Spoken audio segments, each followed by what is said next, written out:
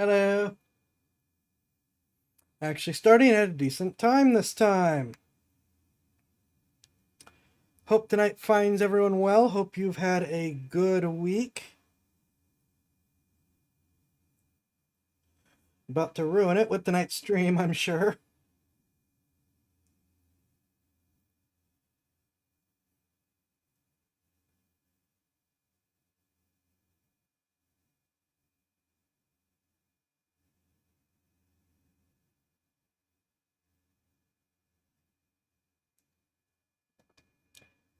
So, yep, can ASMR indeed. Hope you're all doing well.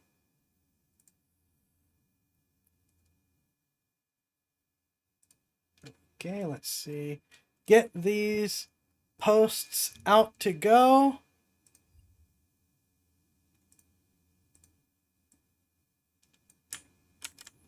And then we will be good to go.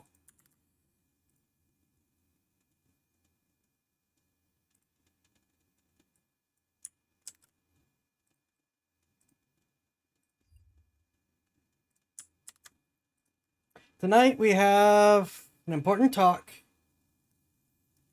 Well, in order, a reminder, an important talk, 2 reactions, and then with whatever time we have left, I'm going to see if I can do Choo Choo Charles in a single stream.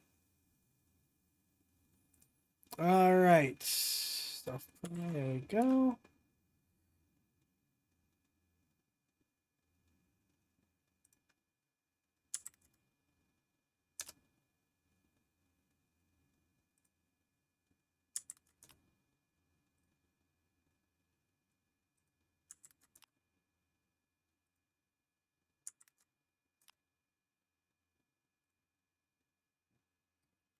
And I think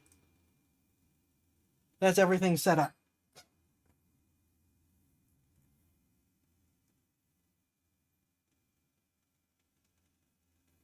I've gotten some things automated, but man, do I need to automate more.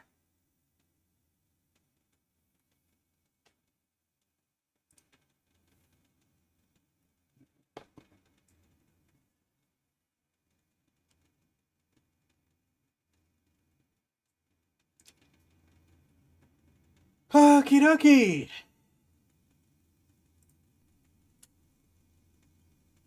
There we go.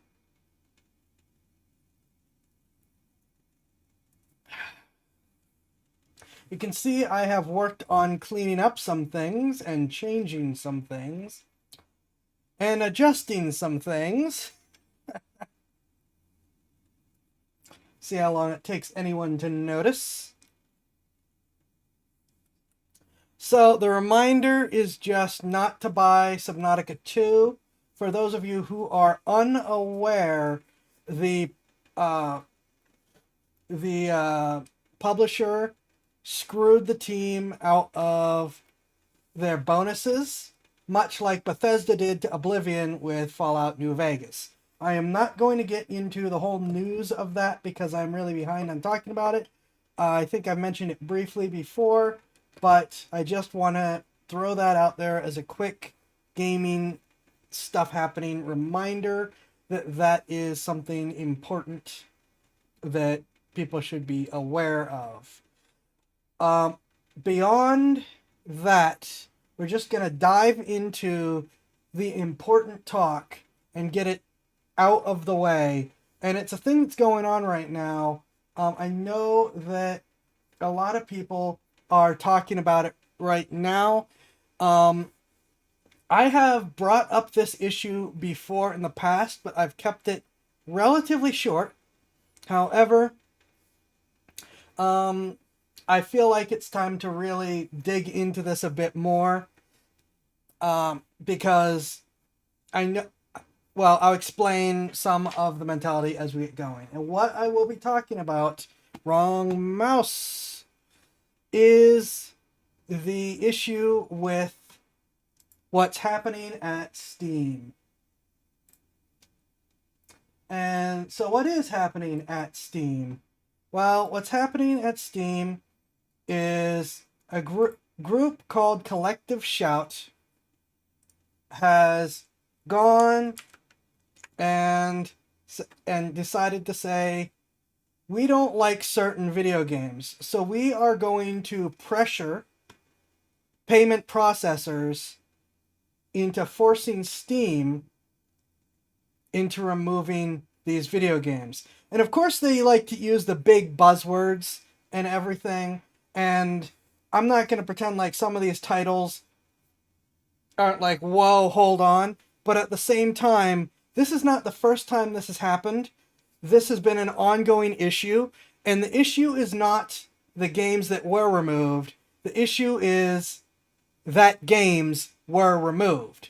This is a big problem. And it's something that really needs to be addressed. And so I'm going to be going over this through a couple different pieces. I'm going to try to keep this from getting too long and wordy, but I feel that this is something that needs to be addressed. I also feel that maybe I should get my wings out of the way in order to further along a discussion that people have been trying to bring up and just have largely been ignored. And like I said, I'll cover that too. Yeah, this is a foot in the door measure.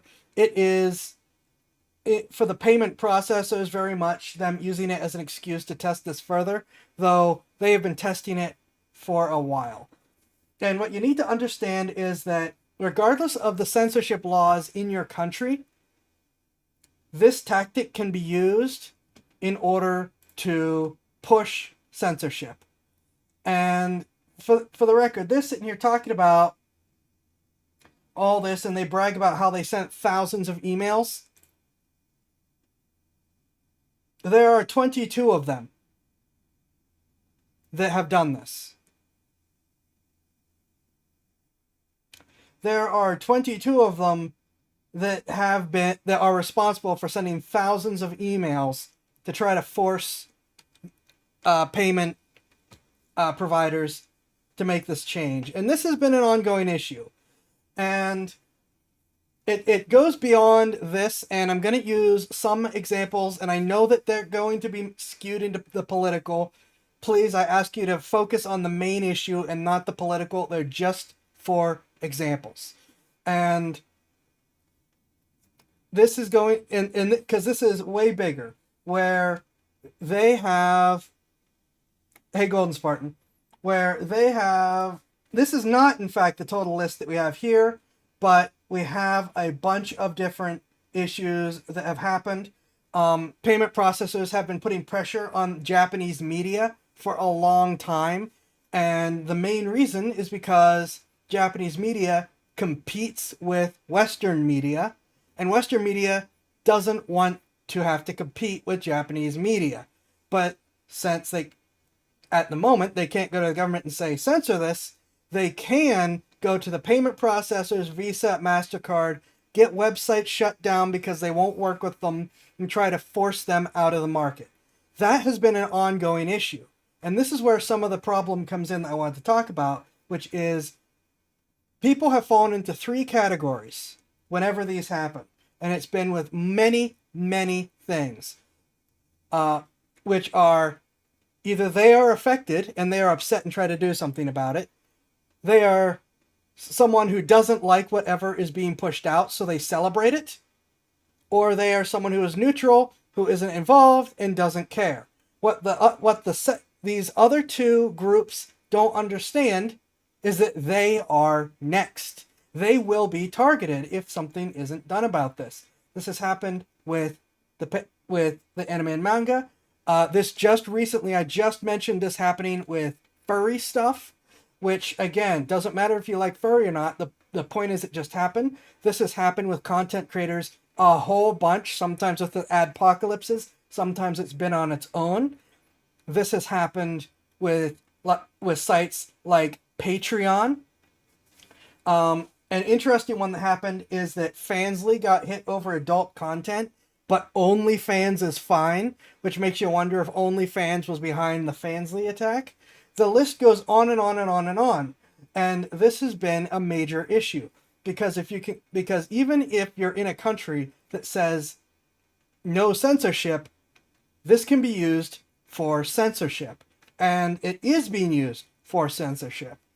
In the United States, every bank and payment processor has in their clause that they can shut down payments, they can shut down your account, they can even confiscate money in your account for any reason that they see fit. They don't need a court order, they don't need a warrant, they don't need a lawsuit, they can just do it.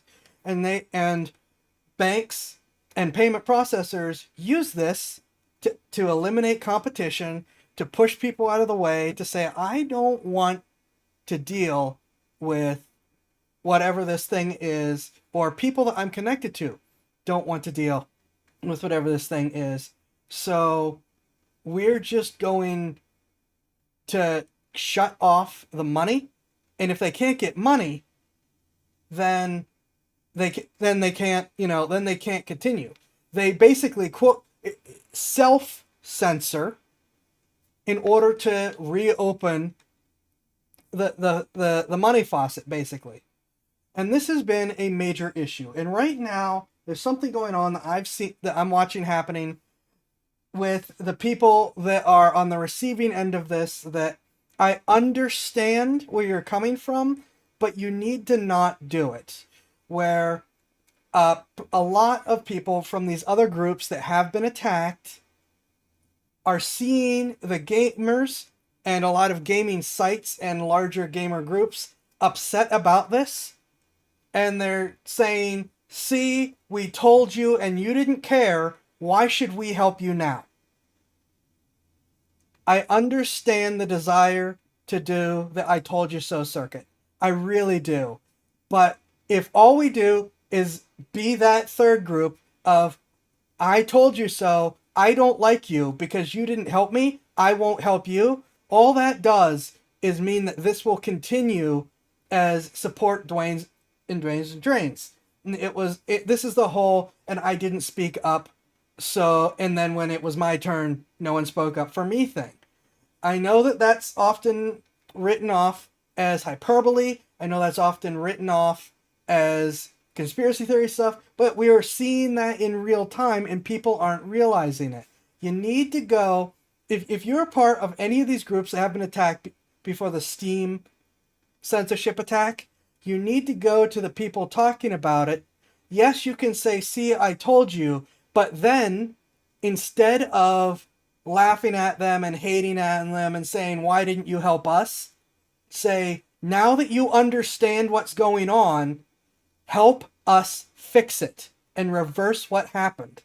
You can't just say, because I'm not involved this time, or I don't like the people, that is going to be the end of it, and you're not going to do anything, because that is how this continues until, even if we have laws that say no censorship, the payment processors have the capacity to censor you anyways.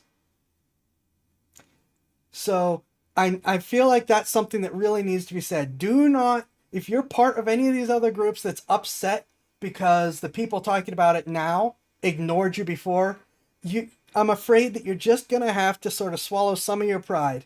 It's okay to say, I told you so, but then start a conversation. Talk about what's going on. Use what you've been through already as your example to explain to them why this is a bigger issue than just the Steam games. And try to get things moving more. There's no reason why payment process authority, but there is. When you sign up, unfortunately there is. When you sign up for every bank and every payment processor, Visa, MasterCard, pick a local bank, Bank of America, who we're going to get to in a second, JP Morgan, Chase, PayPal, Venmo, Cash App. Every payment processor in the world reserves the right to shut down your account, to freeze your account, to take money out of your account without a search warrant, without a court order, without any lawsuits, no legal standing. when you sign up for it, you are in those terms of service, in that book of terms of service that they give you, you are agreeing to that. They are just flat out saying that you are agreeing to that. And I am going to offer a solution here at the end. And again, I'm going to ask you to please bear with me. I'm going to try to keep this from getting too long. And I am going to offer some alternative. LibrePay is in fact a potential part of it, but I'm going to talk about something that's much more generic. So just as an example of issues of what happens, here we have where Bank of America just went after these people and took money from them and attacked them and tried to foreclose on them. They won the lawsuit and stopped the foreclosing, and then Bank of America refused to pay them. Thankfully, the local law enforcement was willing to work with them and showed up to the bank with moving trucks and said, "You're going to pay them, or we're going to foreclose on you and take everything in the bank." And within like 10 minutes, they had a check for all the money that they were owed. But unfortunately, this is the good ending. This is not a very common ending when it comes to this. Because all these payment processors and banks have your money already, they can just take it. And then you, with all your money gone, have to sue to get it back.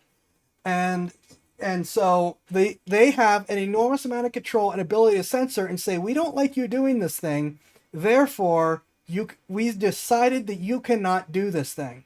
I have been on the receiving end of this. I know many people who have been on the receiving end of this. This has been a major issue. And we're going to talk about a larger situation with this. And again, I'm going to ask you to separate your personal politics and just focus on the sequence of events that happen. And then you're, as a bank froze our money, how are you going to pay the lawyers to sue? Exactly. So so again, I understand. Please separate yourself from the politics, whether or not you like these people, and just work with me on this with the Canada truckers protest. In Canada, it did require a government order. In the United States, it doesn't. I can't speak to other countries, but keep in mind, in the United States, it does not require a government order. The government can just go to them and ask. In Canada, it took a law that's already in place that the Prime Minister can just say, "I'm declaring an emergency and going to do this," and then retroactively, after they've done that, do people decide if it was legal or not. Where they did not like the trucker protest in Canada, so they froze the banks and froze the donations. It doesn't matter whether or not you agree with the truckers. What matters is the fact that they can do this. Think about any group, any protest, any event that you have been to. And imagine that someone in charge doesn't like it, so they shut down all the money. Your bank accounts frozen, if not confiscated. No one showed up with a legal document or a warrant saying they're doing it. They just did it. That's what happened here. It shouldn't. And like I said, a lot of people politically, yes, credit unions can do this too. Financial institutes as a whole can do this. Okay? It doesn't, and like I said, it should not matter whether or not you agree with the truckers. The fact that this can be done is a problem. Like I said, in Canada, it takes a law, but the law is already there, and they could just say, I'm invoking the Emergencies Act in doing this. And then weeks later, someone says, "I don't think that was legal." In the United States, a bank can do it without any government involvement at all, or an FBI agent can walk into a bank and say, "We don't like this. Shut it down." And the bank will do it. Yep, Yep, that's exactly it. You can literally just freeze all of someone's money except the cash in their pocket, if they even have cash anymore, and that is the end of it. And that is where the problem is. This is much bigger than the Steam shutdown. But the Steam shutdown has got a lot of people who haven't been willing to listen. So this is why I'm diving into this. Like I said, this has happened politically. This has happened with stuff that really shouldn't be political. Like I said, anime, manga, content creators, artists, furries. Let's keep repeating it. Video games. It goes on and on and on. Specific websites that someone just doesn't like, that someone just doesn't want competition from. I mean, imagine if Nintendo was doing this to Palworld. If Nintendo went after the payment processors and started trying to get them to shut down the accounts for the Palworld devs. Which, the fact that they haven't tried to do that yet is kind of wild, honestly, with how toxic they're being. But the point is, any big company, and in fact a tiny company, again, there's 22 people that got this to happen. That's all it took, was 22 people with an email generator sending email after email after email over and over and over again to them in a matter of days. And while some of these, are some pretty adult games, one of the first games that group went after was Detroit Become Human, which is pretty universally praised as a good game, as an amazing game. And that was one of the first things, at least that I've seen so far, that they went after, was trying to get Detroit Become Human shut down. So this isn't just about the games that they went after this time. Okay, whether or not you like Grand Theft Auto, they got Grand Theft Auto removed from shelves in Australia. So this is a much bigger thing. And like I said, I am going to offer a solution and an example that goes with it, which is in fact going back to these guys. And I know that the well has been poisoned because of all the awful people that have gotten involved in the space. But I once again beg you to listen to what I have to say and understand where I'm coming from. When this happened to the truckers, people started donating using Bitcoin and sending them money using cryptocurrency. And the Canadian government panicked. Not because it is anonymous, because it's not. It's actually really, really easy to track cryptocurrencies. That's something a lot of people don't understand, and it almost feels like it is deliberately propped up as anonymous as to encourage the misconception. It's not. What it is functionally unstoppable. Not in terms of there's no way to go after the person, but in terms of, if I have a Bitcoin wallet and you have a Bitcoin wallet and I send Bitcoin to you, there is no payment processor that can say, I don't like that, I'm going to stop it. There is no bank account that can freeze it. Now, that is assuming you control the wallet and you're not using an institute like Coinbase.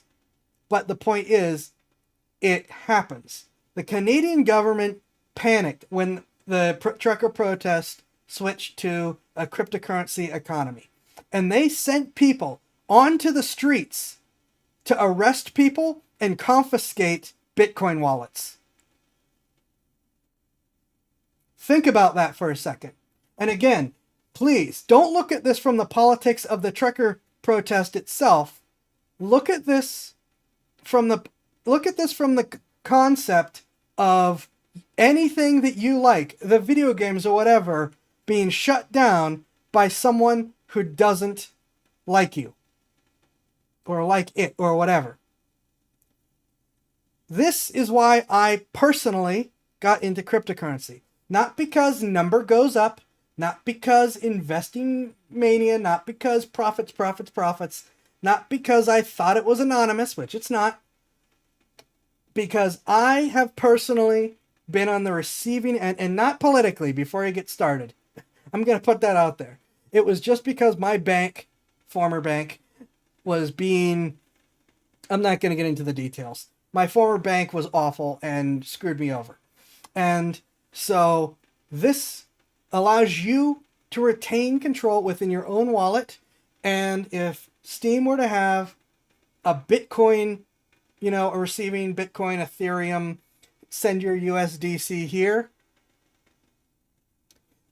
which USDC is a stablecoin linked to the dollar for anyone who is scared of crypto going up and down. Just as one of several examples. There's nothing anyone can do about it. You can now pay Steam and get your games. And that's the end of it. There's no Visa or MasterCard or PayPal or Cash App or Venmo or Pick a Bank that decides, I don't like that.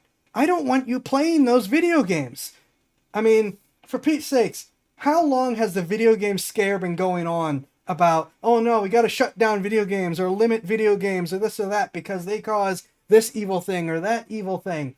Anyone who's ever played tabletop games, there's a thing called the Satanic Panic, where a bunch of religious groups absolutely freaked out about things like Dungeons and Dragons and tried to get them banned. This is not new. And with the spread of these of the digital power of banks, it's not going away anytime soon. My personal recommended solution for now that anyone can get into is cryptocurrency. Again, not because you're going to make a lot of money off of it, but because if you have a personal wallet, someone needs to have access directly to that wallet to be able to control your money, which theoretically means it's just you. But if you have a PayPal, Venmo, bank account in general, if the bank decides they don't like something, or someone convinces the bank to do it for them, your anime, manga, video games, fursuit, art, content creators, hello, get shut down. Think about, you're here watching a VTuber talk about this. There's a lot of people that don't like VTubers. Part of it's because we're part of the anime. Part of it's just because they don't like us. They see us as competition, whatever. Can you imagine if they did that and said, oh, I'm gonna start an email campaign and use an automated email generator to send thousands of emails to Visa to get them to shut down everything to do with VTubers. You're not allowed to buy VTuber models. You're not allowed to pay artists to work on VTuber stuff. You're not allowed to donate to VTubers. VTubers aren't allowed to earn ad revenue. All of it gone.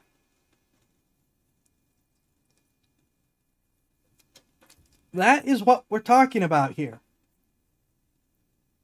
So, a couple things need to happen. One, people need to push back against the payment processors and the banks. And that's going to get hard because, as stated, they control the money. So if they decide they don't like you pushing back against them, be prepared for them to start pushing back against you. And two, we need an alternative. And right now, the only existing alternative is cryptocurrency. People are talking about the idea that Valve, who is apparently unhappy with what happened, is going to make their own their own payment system, which if they do, that's incredible. I will absolutely switch to it and use it. But that takes time and resources and regulations, and we know the lobbyists are going to push back against it hard because how dare their monopoly be threatened? And we know that a lot of governments are anti-Steam because there's been a lot of people already trying to take control of the platform and push back against them. So while the idea of something like a Valve Pay is really, really cool and could be a great long-term solution, right now, I encourage you to at least consider, please consider the possibility of VTuber, not of cryptocurrency.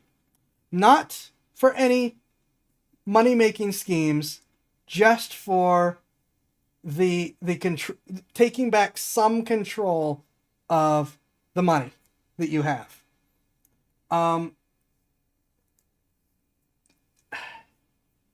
That is my spiel on this whole thing. Yeah, it's a few people. In many cases, it is a few people hating other people, enjoying whatever they're doing, and so they're going to attack them. I mean, in this particular example, Collective Shout flat out admitted to it. They admitted that that's why they're doing it, and they admitted that they admitted that they're behind it. But like I said, don't look at this and think that's all this is about. This is about so much more than that. And like I said, this completely bypasses any kind of free speech protections, because they're not saying you can't play or sell these games or whatever.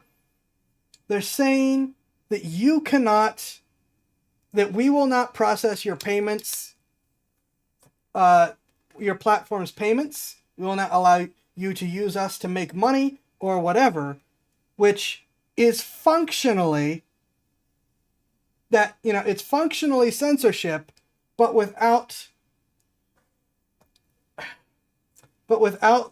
the, trying to think of the best way to put it, but without the part that will get you thrown in jail, basically, for censorship, or sued for censorship. This is how corporations, governments, individuals can get around those kinds of protections. And like I said, this has expanded out beyond Steam. And I know it's touched on some political things and some financial things that most people aren't willing, that don't like. The well has been very poisoned. I understand. I hate the crypto bros too. Trust me. I ask you just to please separate the politics and the people that have tried to let's call it what is, run scams off of this, and understand that this is bigger than either of those. I could get into some conspiracies. I could get into some other crazy stuff. I'm not going to. That is what I wanted to say about this, to let people know about what's going on, and to let people see that it's bigger than just Steam, that it's been going on for years now, as well as to try to offer some potential solution. I think that's about all that I have to say on that particular subject. It's a very serious one. Like I said, I know it touches on things people don't like. I'm sorry. I hope that you will try to look at this objectively. That is what I have to say on that. We'll see what happens. There's there's already an enormous amount of pushback. Like I said, just if you are part of these other groups, it's okay to say I told you so, but then please work with the people who are now talking about it, even if they ignored the other subjects. generating that animosity is not going to do any of us any favors. Up to is unhappy we're not playing video games right now. We're trying to protect video games and many other things. I'm sure Up to likes his art. Art has been attacked repeatedly. Yeah, artists have been screaming this for years. I've been talking about it more or less since the first time I saw it, which actually at first I said it was the anime and manga. I think it actually was with the artists was the first time I saw it. But yeah, I have talked about it since the first time I saw it. I have not made as strong of a push because some of the stuff involved around it would drive people away. I've been trying to just sort of keep it in people's minds till people are more willing to listen about the larger picture, and it seems like people are starting to be more willing to listen about the larger picture. So that's why I'm now diving into this full force instead of putting a couple sentences in a downtime and stuff on in order to just keep it in people's minds. So yeah, that is that. We have a couple of reactions to get into now. Rippy has recommended this one. Can you defeat a Tyrannosaurus Rex? I'd actually like to think I contributed to this. Because I called Ballistic Dummy Labs and asked about doing an elephant skull or an elephant body. It was well out of my financial range, but I did ask. But we had a conversation about doing these giant creature ballistic. I hope that filtered back to Scott because he works with them directly. I hope that filtered back to Scott. And that's why he's doing this. Because I'm sure it took them a long time to work on this. But, yeah, I really hope... Oh! Thank you for the elixir! Holy crap, I almost forgot that elixir is an option. Anyways, thank you very much. Tony Leo, thank you. So, yeah, that's just my little before the video spiel. I have stayed away a little bit from Scott because I don't often have a lot to say. I just kind of sit and watch his stuff. I'm hoping that I will have more to say about. So cross your fingers and off we go. You would do if you encountered a real-life T-Rex? Well, today we're gonna find out. That's beautiful. This thing is over 6 foot long and weighs over 600 pounds and is a real-life replica of a Tyrannosaurus Rex. And today we're gonna shoot it with the world's most powerful gun. Scott, up a bit more.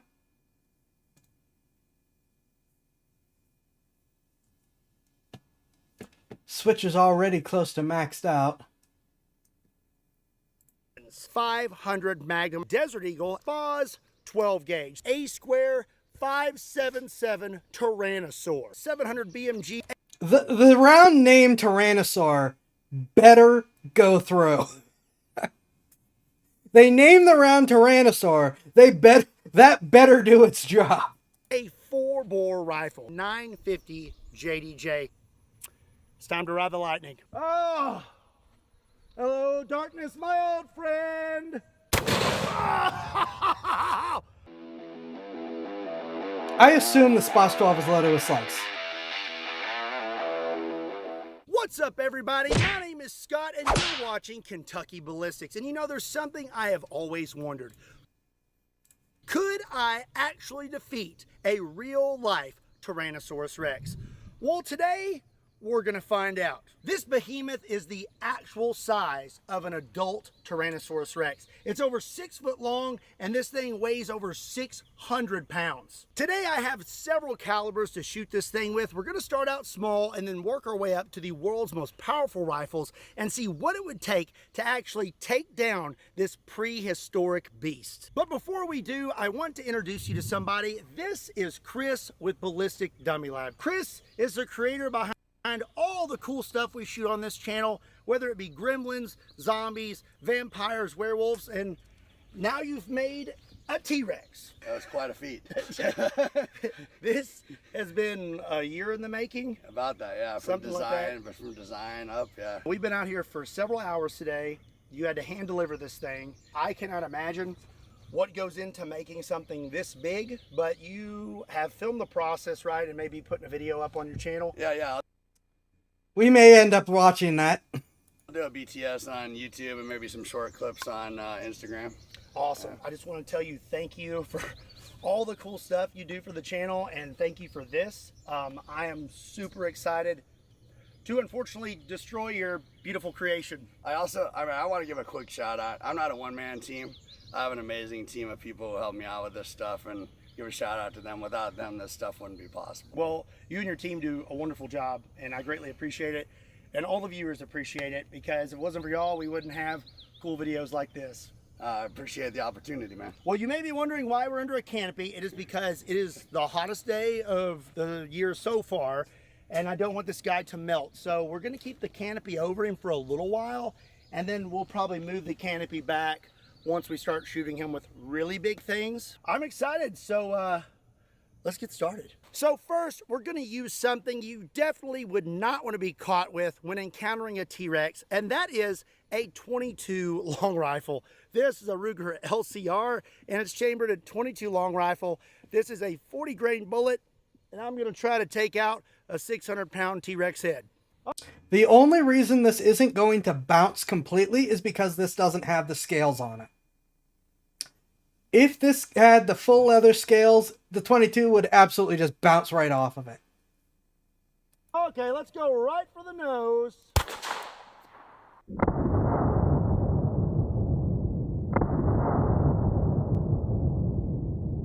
Yeah, I think he's just probably slightly irritated. He probably didn't even feel that. Now, I'm going to be completely honest. I can't even tell if I hit him. If I did hit him, it didn't do anything. And that proves my point. You need something a little bit bigger than 22. Okay, well, let's step it up to something that's a little bit bigger and the most common pistol caliber in the United States, 9mm. This is a Ruger RXM 9mm, and I'm going to be loaded up with some 124 grain Hydra-Shock. All right, going for the snout again. Okay, I definitely hit it that time, but again, I don't think he cares.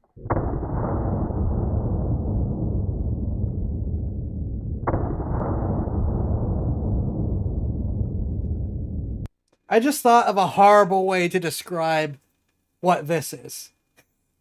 A regular T-Rex is, has that armored, scaly hide. This is a T-Rex covered in human. Enjoy. Here we go. Hit right there, and I can tell it went up into his nose a little bit. But I'm guessing it just would have caused some mild sneezing, probably nothing more. 9mm did absolutely nothing, but you know what I think will do something? The Lord's caliber, 45 ACP, but not just one. 2 World Wars! 3 if you ask the 3011 people. We have 2 45 ACPs. This is my dueler, and this is a double barrel 1911, and I'm loaded up with 2 rounds of 45 ACP critical defense. Okay, Mr. T-Rex, 2 rounds coming at ya. Oh, I done knocked his front tooth out.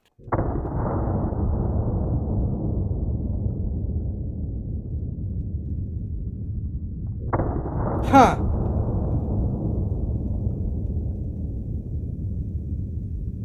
Let me just try and cram that back in there. Ah, good as new. Mm. 45. 3011. There's a 3D printed 1911 frame that uses, well, it uses a 1911 upper and an AR-15 lower, well, 3D printed lower parts. And it's called the 3011. And people, it came out during COVID, so a lot of people are running around screaming 3 World Wars. As for the 2011 with the double barrels, it's a gimmick, but it does in fact work, and they do in fact sell them. ACP did not do much to the T-Rex, so we're going to step it up to 10 millimeter. This is a beautiful Nighthawk custom 10 millimeter, and this thing is loaded up with some 200 grain jacketed hollow points. Okay, here we go. Woo!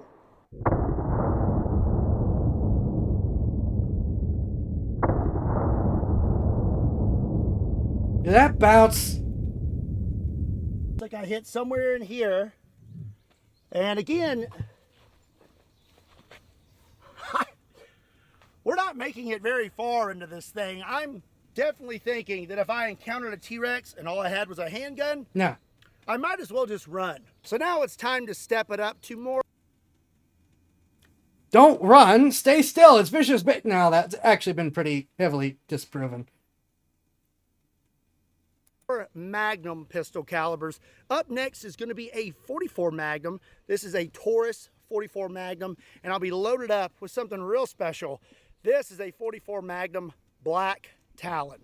There we go. Going to go right down the snoot again. Oh, okay. I would say he felt that one.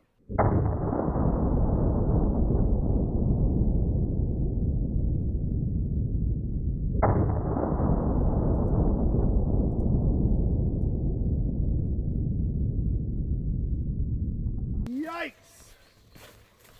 Yeah. Holy crap, that actually did something. That 44 mag Black Talon was not playing around, was it? We hit him right here. I don't know how deep we made it in. It does still kind of look like a flesh wound, but yeah, he definitely would not like that. Still don't think it would take him out though. Oh my gosh. I don't normally film under a canopy. That's pretty brutal.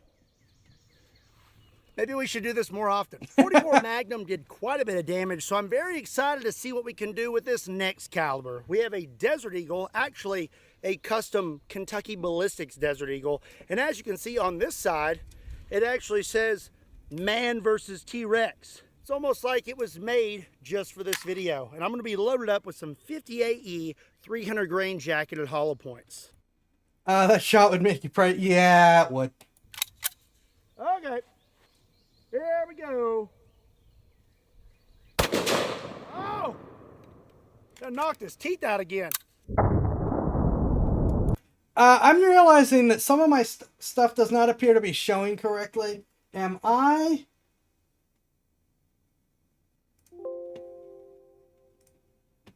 It appears as though some of the chat bots were disabled without me realizing. So please give me a moment.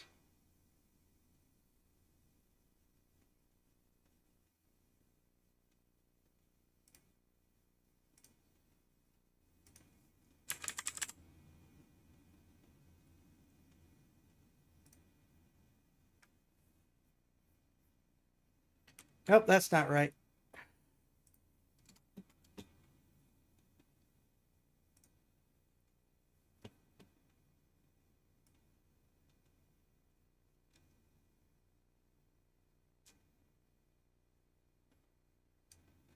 So, oh, wait, is...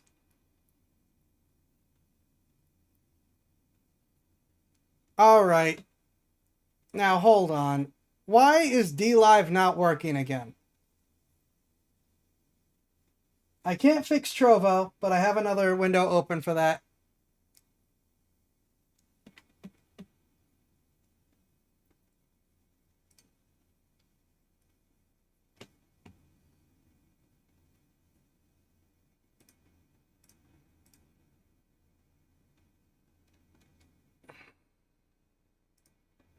So, What is wrong with D-Live? Kick's obviously working. Twitch is obviously working. Odyssey appears to be working.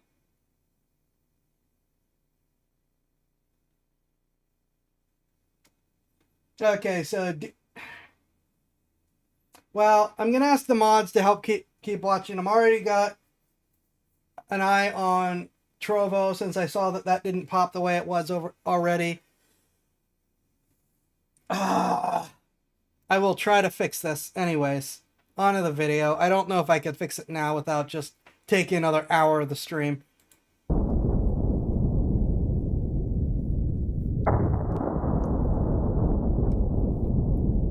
Shot placement appears to be key. So I hit somewhere in here, but we did not have as much of a reaction as we did with the 44 Magnum. I think that's because the 44 Magnum kind of scraped upward and was not as deep into the T-Rex. But through here, it's not really doing a lot to him. There's a lot of meat here. I wonder what T-Rex tastes like. I could try it.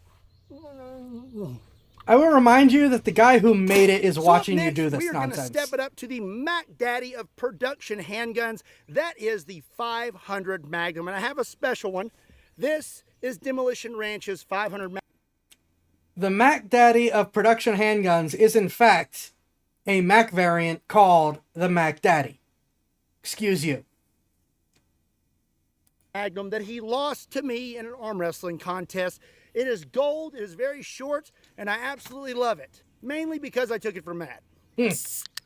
But in honor of Matt, I'm gonna pour one out for him. We miss you, Matt. Not really. Now let's shoot this T-Rex. Oh, and we're using 350 grain Underwood jacketed hollow points. All right, here we go. Oh! Woo! She be kicking. Oh, that shattered something.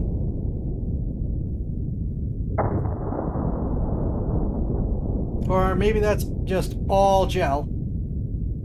I still don't really know how Matt shot this.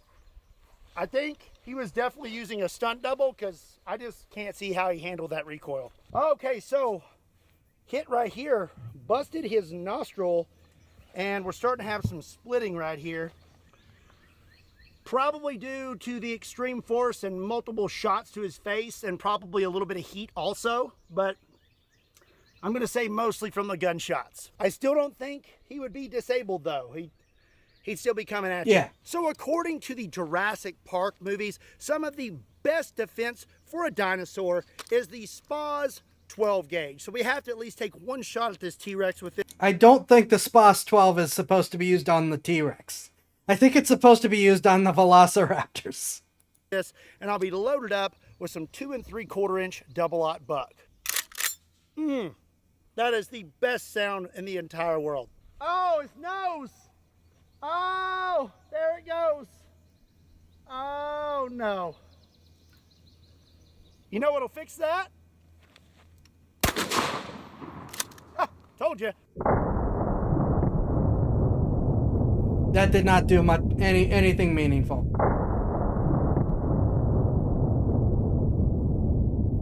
You made it Poor mad. guy has done lost his nose, but still looking okay. I think I hit a little to the right. Got nicked through here. But again, a T-Rex with no nose and a few bullet holes in him, I think he's still probably mobile and lethal. If you're enjoying this video and you want to see more awesome content like this, make sure you hit that subscribe button so you don't miss out. So speaking of firearms used in the Jurassic Park movies, according to Mr. Chris Pratt, a 4570 lever action is the We're best really not defense getting for the slugs? dinosaurs. Well, we're going to find out. I'm going to be loaded up with a 4570 405 grain soft point. Oh! Shot him right in the eyeball.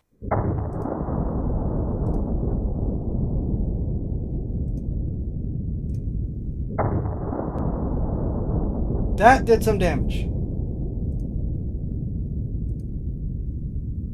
Yeah. We hit right there. And I don't see an exit hole. If it did come out the other side, no, it's right here. I'm pretty sure it's right here at the very back. Marlon actually lists that 4570 can be... Okay. To slip through his cheek and then stopped before exiting. I still can't believe it didn't make it all the way through it though. We did not hit any bone or anything like that, and it still did not make it through. So I am starting to determine that safari rifles are probably the only answer for a Tyrannosaurus Rex. You don't but say. Before we move on to some really big boys, let's use one last common rifle caliber. This is 223, and because it's a T-Rex, I think we need a little bit of extra velocity. So I have a 40-inch barrel, have a 20-round mag. For those who don't know,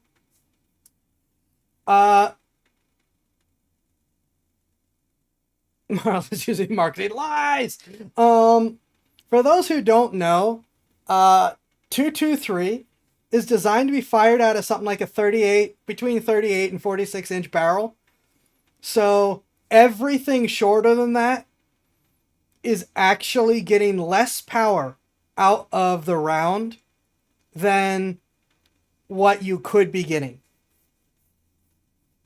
Everything under its under its regular barrel length, under its rated barrel length, is actually less powerful than what the round could be. So him pulling out the 40-inch barrel is like, okay, he is actually trying to get the maximum out of the 223.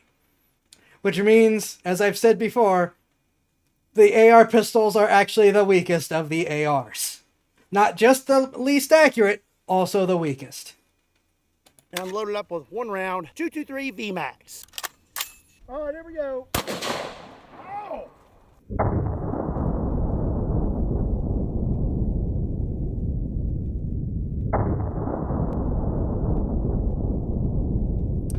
Even with the full-length barrel, that is So it more looks like impact that than I 223 round expected. expanded immediately. Took a pretty big chunk out of our T-Rex. But again, not doing much to him. Yeah, it's So not we're gonna dead, go but ahead it doesn't and like step you. it up to some of the most powerful rifles in the entire world. And if there actually were dinosaurs on this earth, I would have this one. This is an A-square. I would have this one, says the man who is one of the few people in the world that owns it. 577 Tyrannosaur. There was only 24 of these rifles ever made. 12 went to Africa and 12 stayed in the United States. And we are going to shoot the T-Rex with one. This is a 750 grain A-square dead tough bullet. And I'm going to send it right at Mr. T-Rex. It's time to see if this rifle really holds up to its name. Holy smokes, that actually works. Yep, I'd say that a Tyrannosaur would not want to be shot with a Tyrannosaur. That's an actual... If it's not dead, it's close to it. Holy crap, the round actually lived up to its name. That's actually a little something special there. Holy smokes. So, as you can see here, Mr. T-Rex turned into a confetti popper. We hit him right here in the upper brow, and he definitely ain't feeling too good. And there's pieces If of it's bone not all dead, over it the has ground. brain damage. But sadly for him, that is not the biggest rifle I brought today. It may be hard to believe that there are bigger rifles out there than the 577 Tyrannosaur when it comes to hunting, but there are. This is one of the biggest, if not the biggest, bolt action rifle for hunting that I have in my collection. This is a 700 BMG, and as you can see, this thing is an absolute behemoth. This bolt is so big that it's not even funny. Basically, 700 BMG is a 50 BMG case that takes a 70 caliber 1000 grain bullet. Feel pretty bad for that T-Rex right now. I do want to see a 700 BMG machine gun. Just because. Oh, I haven't shot this one in a while. Woo! Also, as a reminder, this is a man who has blown up shattered to pieces, and he's still solid enough to fire these things. Ooh, there we go. This is going to hurt me as much as it hurts you, Mr. T-Rex. Oh!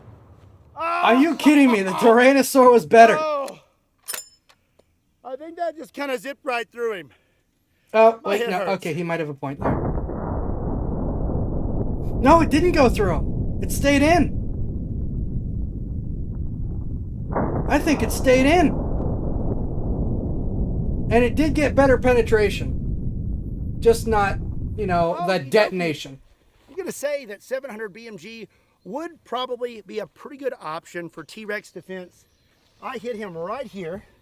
And as you can see, that's a pretty big hole. Actually, that's huge. That's crazy. That is a big hole. And we went right through. You can see here we have some green.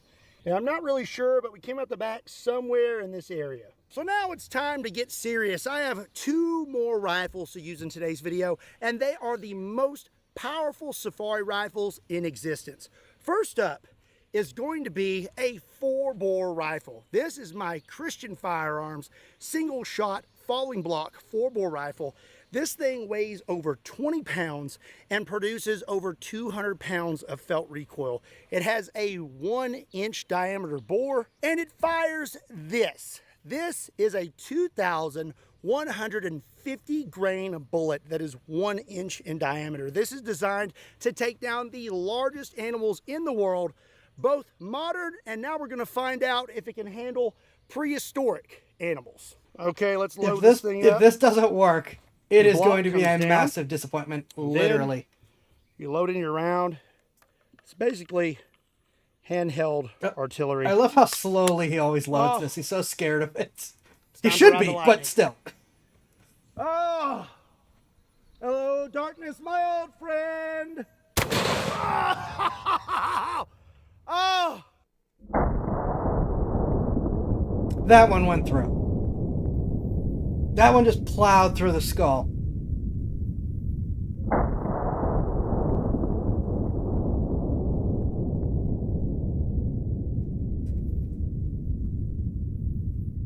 There's a tunnel through that skull. I think that hurt me more than it hurt him. If you're wondering how hot it is, I have sweat coming off of my eyebrows. Let's have a look at this T-Rex. Pretty obvious where we hit. Right there, you can almost see into that hole. I believe See into. You could see we through either the hole. came out right here through his brow, or it came out somewhere back here and then we hit the berm. So the final rifle that we are going to shoot this Tyrannosaurus Rex with is the world's most powerful sporting rifle, the 950 JDJ. There are only 4 of these in the entire world. It weighs 50 pounds and is producing over 300 pounds of felt recoil. And this is what it... Also note, the reason it sits like that specifically is it has so much recoil that that base is a friction pad to hold on to the stand to try to take some of that thing's monster recoil. Because look at that round. fires. This is a 2,400 grain bullet moving well over 2,000 feet per second and producing over 30,000 foot-pounds of muzzle energy. That T-Rex ain't gonna know what hit him.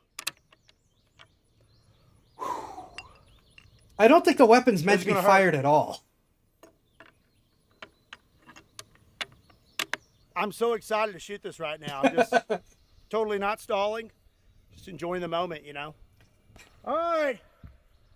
Oh, here we go. Oh! Oh!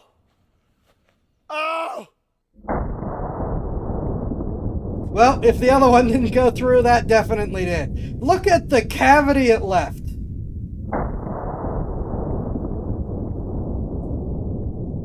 Holy crap.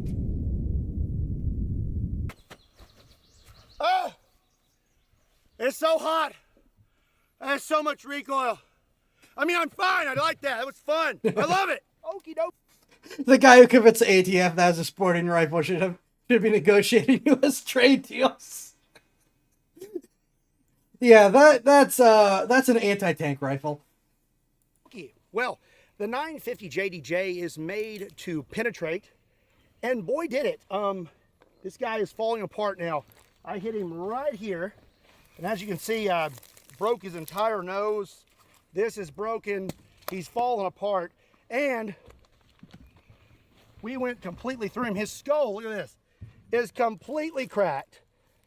I mean, if you could find a good spot to set the 950 JDJ, I would say that would definitely be your best option if a T-Rex was on the loose. So there is still... That, like I said, he's talking about specifically you need to sit it someplace. That friction pad needs to do work. Ashes, anyone that wouldn't be on their butt for... Yeah. You could probably use that as, like, propulsion. Quite a bit of T-Rex left, so I'm going to use one more rifle that I really want to try out, and that is the 416 Rigby, also known as the 416 Honey Badger, because it don't care. This is a 350 grain round that is .416 in diameter, normally around 400 grains, but this is a soft point and should deliver quite a bit of energy. You know, this outperformed the Tyrannosaur in a couple of his tests, didn't it? This might, in spite being smaller, this might actually do it. Okay, here we go. Though true, that skull being mostly shattered does not do anything. Oh, let's give him another. Oh. Okay, yeah, it's chewing up enough that even if the skull was intact, it would probably be working. It would probably go through it. Another. Oh, Oh yeah, that went all the way through. one more. Yeah, it's going all the way through. Even with the skull shattered, that's more than enough to say that, yeah, the 416 Rigby does its job. Okie dokie. Well, he is completely fallen apart. I'm gonna be honest. I expected it would take the big rounds, the 416 and the Tyrannosaur. If I hadn't seen the tests with the Tyrannosaur for sure, I would not necessarily have suspected to be as effective as they are. The Tyrannosaur does way more damage on hit, but just going through the 416 is still an effective anti-T-Rex weapon. A big ol' piece of his skull here. Holy smokes. I'm going to say that we did it. Mission accomplished. If you do encounter a T-Rex, I mean, you're going to have to do something to get him to sit still, for one. I mean, he's definitely not just going to sit like this. But, I mean, if you could, and you had some of the world's most powerful safari rifles, you may be okay. Otherwise, I just recommend running, maybe getting in a vehicle, and driving away really fast. Well, that's going to be it for today's video. I hope you enjoyed it. If you did, be sure and give it a like and hit that subscribe button. And if you're ever looking for a really cool ballistic target or maybe something custom, don't forget to check out Ballistic Dummy Lab. Also, be sure and check me out on all other social media platforms. Links to those can be found in the description down below, along with a link to KentuckyBallistics.com, just in case you want to pick up a shirt. And as always, my name is Scott. Thank you so much for watching Kentucky Ballistics. See you next time. Would be easier to field the 416 than the T-Rex. It would.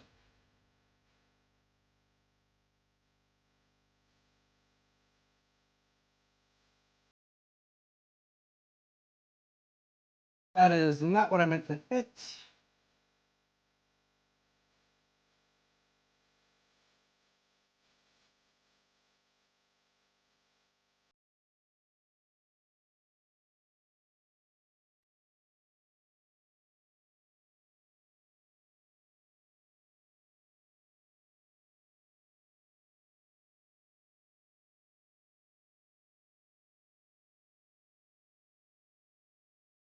All right, so they start at $20,000. Good to know. Ballistic Dummy Labs, every time he says our name, sales go up, make up something extra special, and deliver it. Yeah, that's probably pretty accurate. So these start at 20 grand, so, oh no, they start at 15 grand.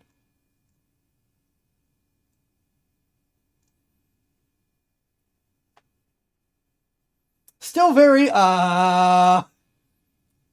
But I would say, in a T-Rex emergency, 15 grand is not the worst starting point. Holy smokes, though.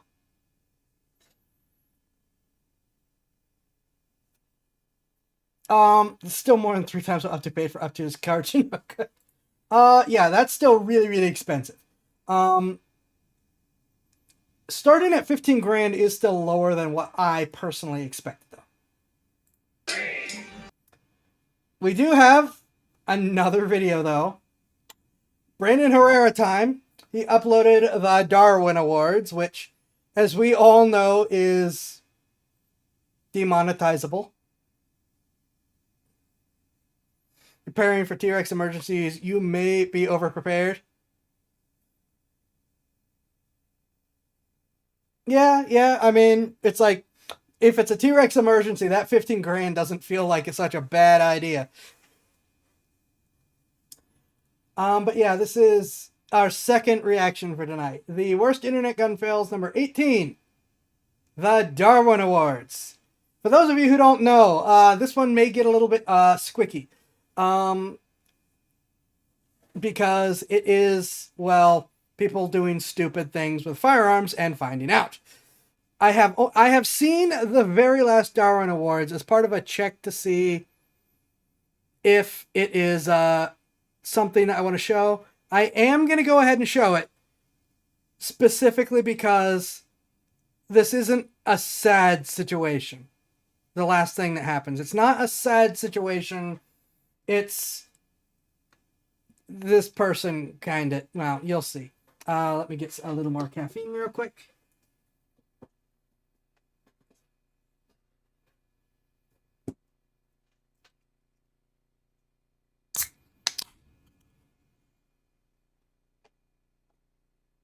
Let us start.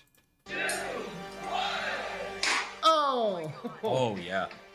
He stands up right away. Did he get hit? What is up, you sexy YouTube mother lovers, and welcome back to another episode of the Darwin Awards. As we say here on the channel, guns are awesome. Idiots, not so much. When you put the two of those things together, you might end up with what we call a Darwin Award.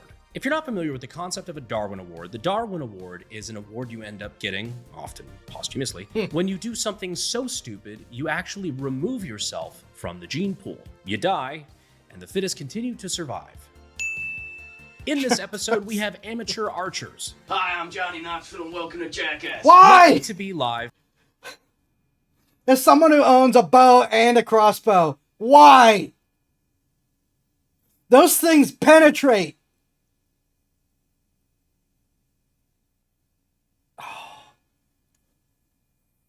All right. Oh boy. PD. I swear to God, I'm done. I swear to God, I'm done. People getting their fucking Hold on, what? pants blown. To be live, PD. I swear to God, I'm done. I swear to God, I'm done. People getting their fucking pants. Was he tasering himself?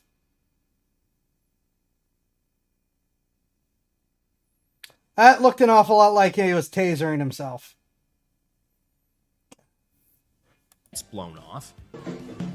And more. Oh, now we try boy. to use this series as Again kind with of the twirling the educational shotguns. kind of video format to show people what not to do when it comes to firearms and firearm safety. So we'll get into the 4 rules of firearm safety and stuff like that as it goes along, but first I want to introduce our guest for the episode. I found a fat electrician. Hello. You see people die now or what? Yeah, pretty much. Good. So without further ado, let's get to our first candidate. So tell you what, before we get into the suit, I'm trying to remember what my favorite nickname for him was. I've seen people. What was it? The large electron man. He gets some fun nicknames. It's not even that large. super lethal stuff. Why don't we start with tasers?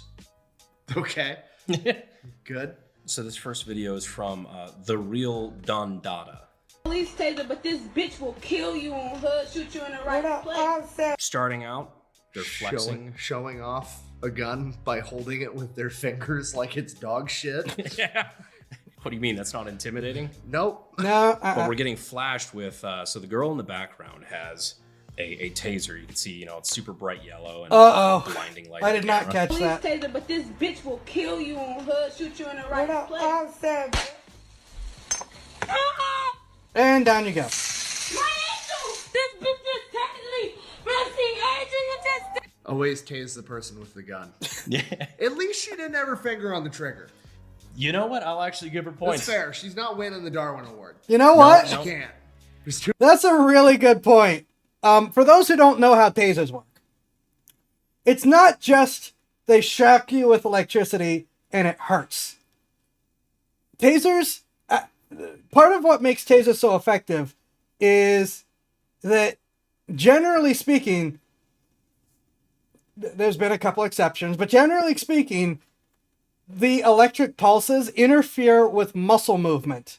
So a person is physically incapable of fighting their way through the spasms to be able to move. So it is an actual stun gun, not just a pain gun that stuns. She's using a taser flashlight to highlight the gun. She is. The reason this is a problem is if someone is holding a gun and they can hit the trigger when the muscle spasms start, and they have no control over it. That is a huge problem in terms of tasering someone holding a gun.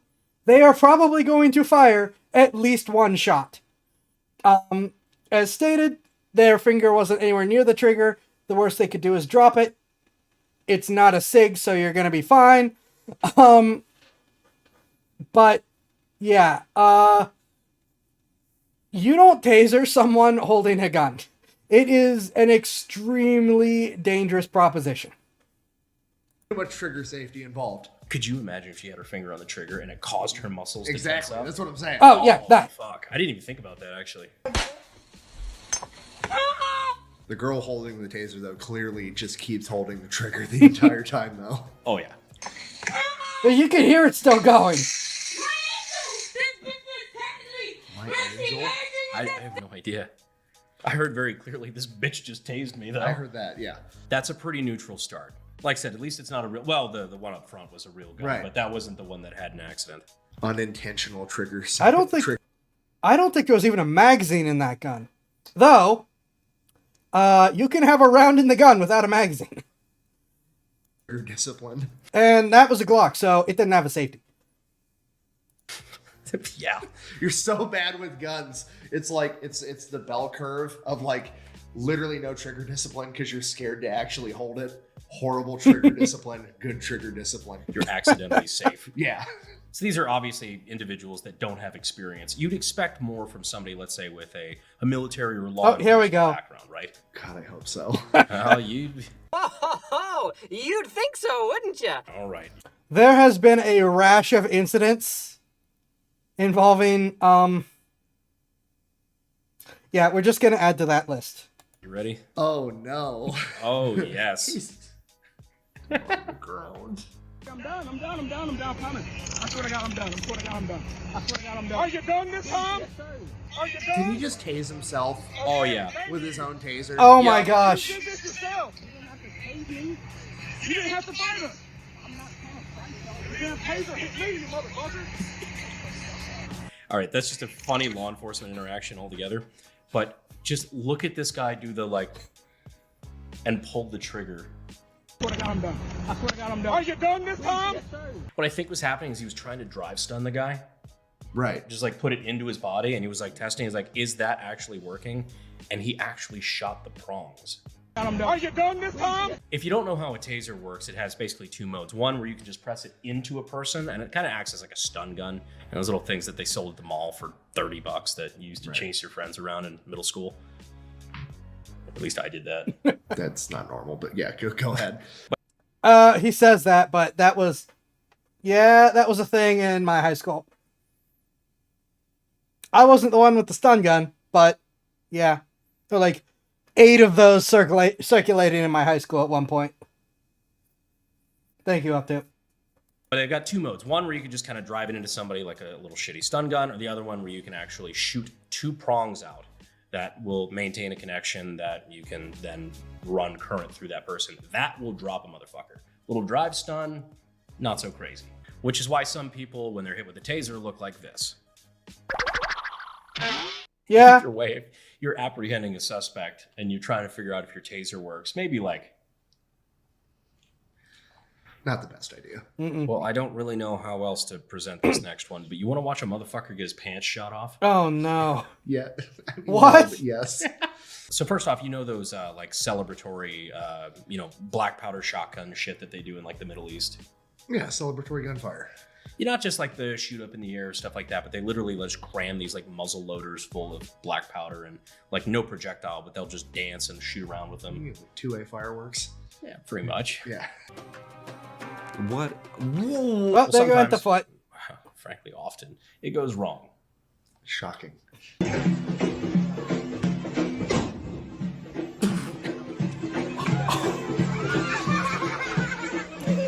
The kid's laughing. He deserved that laugh that someone was giving him. What? Shocking.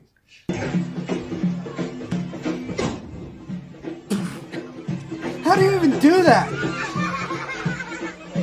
The kid's laughing at him. I mean, it went as good as it coulda. Trying to do some drill flippy rifle shit with a loaded gun's insane. I don't care if there's bullet or projectile in it or not. Well, on that note, if there is no projectile, but your hand, foot, leg, arm, head, body part is in the way, that body part is now the projectile. But my gosh, he's right. That's as good as that could have possibly gone. And to the point of, okay, how on earth did he pull that off? That's a comedy sketch gag level of precision. What's funny is I clicked on this video originally. It was like, guy shoots his pants off. And I was not expecting it to be that literal. I'm pretty sure he fucked his hand up. Yeah, I was gonna say, like, that was, his hand was right there. That was the moment of ignition. I mean, it didn't feel good at best. If you go frame by frame, you look at how much it blows the vest up. And then when he goes forward, It looks like he does this right away instinctively, and then he goes to pull his pants up, and he's struggling with the hand that is affected. exactly. When he Oh, goes to yeah, pull his- his I didn't even pants up catch with that. His, would be his right hand. He pulls it away immediately, like he can't use the hand. So yeah, I don't know. I don't know what the advice is here. This is a bad. I did not catch that. Yeah, what did I just say about your body part becomes the projectile? Educational segment so far. Just don't fucking do that. Don't flip loaded guns, whether there's projectiles in them or not. It's good sage advice. Don't point tasers at your own hand and pull the trigger. Are you done this time? Is that the guy from Trailer Park Boys? It kind of looks like it with the glasses.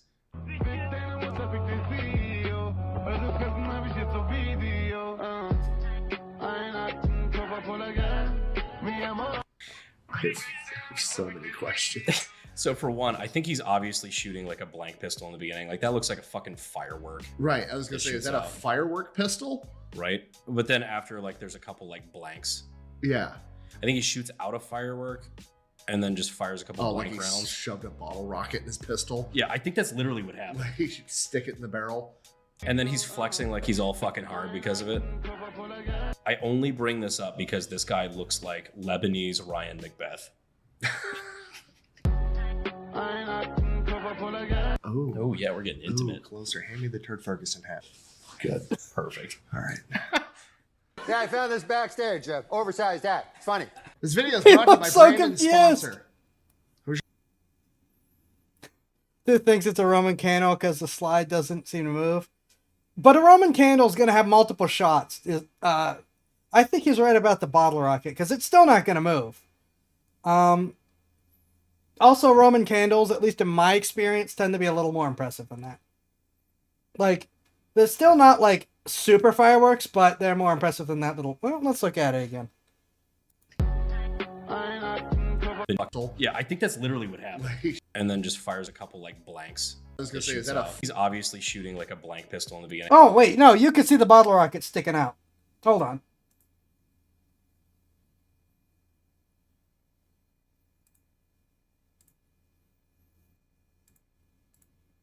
Like, I think he's obviously Yeah, you can see the bottle rocket sticking out of it right there.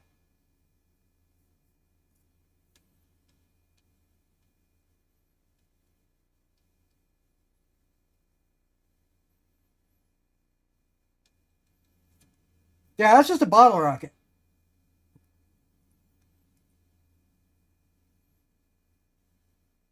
Obviously shooting like a blank pistol in the beginning. Like, that looks like a fucking... That's just a bottle rocket. That's not even a Roman candle. firework. Right, I was gonna say, yeah, getting his pistol. Yeah, I think that's literally what happened. Like, he should stick it in the barrel. And then he's flexing like he's all fucking hard because of it. I only bring this up because this guy looks like Lebanese Ryan Macbeth. Oh yeah, we're getting intimate. Ooh, closer. Hand me the Turd Ferguson hat. Good. Perfect. All right. Yeah, I found this backstage. Oversized hat. It's funny. This video is brought to you by Brandon's sponsor. Who's your sponsor? Hurry up. TacPack. I want to see more people shoot themselves. TacPack is the ultimate subscription service. Just realizing if I turn my hat sideways, I look like Napoleon. A little short for a stormtrooper. It's fine. With TacPack, you get a monthly subscription box that includes all sorts of name brands, such as Enforce lights, Walker safety glasses, Next Level Armament charging handle, random stickers of dinosaurs with guns. Cool. Reptilia pistol grip, Mission First tactical bags, and more. Enjoy this box filled with products we've sent previously from TacPack. Battle Arms Development, 9-line, Reptilia, 511 Tactical, CMMG, CRKT, Fab Defense, Mission First Tactical. This month, we're celebrating Christmas in July. Anyone that uses the code AKGUY for the TacPack Plus subscription will get a free gift of tactical gear worth at least $125. I'm confused. Was Jesus born in July? Anyway, thank you so much for TacPack for sponsoring the video. Use the code AKGUY and check out the links down in the description and in the pinned comment. And if you were trying to get your start in gunsmithing and weapons technology, don't know where to look, maybe check out sdi.edu, using, again, the same links in the description and in the pinned comment. You want to see what I assume was a Pakistani shooting himself in the foot? Yes. Yes, I Oh, no. I only say Pakistani because it looks like one of those like Khyber Pass Market kind of thing where they're testing a fucking auto pistol. Oh, here we go. Yes, this is, by the way, this is an auto pistol. We could probably check by the language in the video, but we're too lazy. Grok, what language is this? I wouldn't ask current Grok. Boom. Urdu is a language spoken primarily in South Asia, particularly Pakistan. So good. Look at us. Oh, also that'd probably clue you in. Loading an auto pistol. It's got a stendo. Good shooting stance. Oh, a little better. Slight adjustment. Here we go. Perched on the stairs. Oh! Oh, yeah. No. Oh. I don't think he shot himself. I don't think he did either. He just got lucky. Yeah, that... But imagine just, I guess it's for balance, but just presenting your foot in front of the muzzle like that. Imagine getting folded by a pistol. Like, that's close. Like, that freeze frame, my God. Burnt his toe hair for sure. Oh, and I mean, if he's from Pakistan, he's got What a kind lot of loser? What kind of loser shoots guns in sandals? Oh God. Yeah, that's a lot of recoil there. My guess, with the flames coming out the end of the gun, is something in Tokarev, which is it's not the biggest round, but it's insanely hot. I'm gonna guess it's in something in Tokarev, going at like PPSH rate of fire, because Tokarev tends to do that. So he's got what, a 30-round magazine in there. We probably watched all the bullets go out the gun just in that little stint. Oh yeah.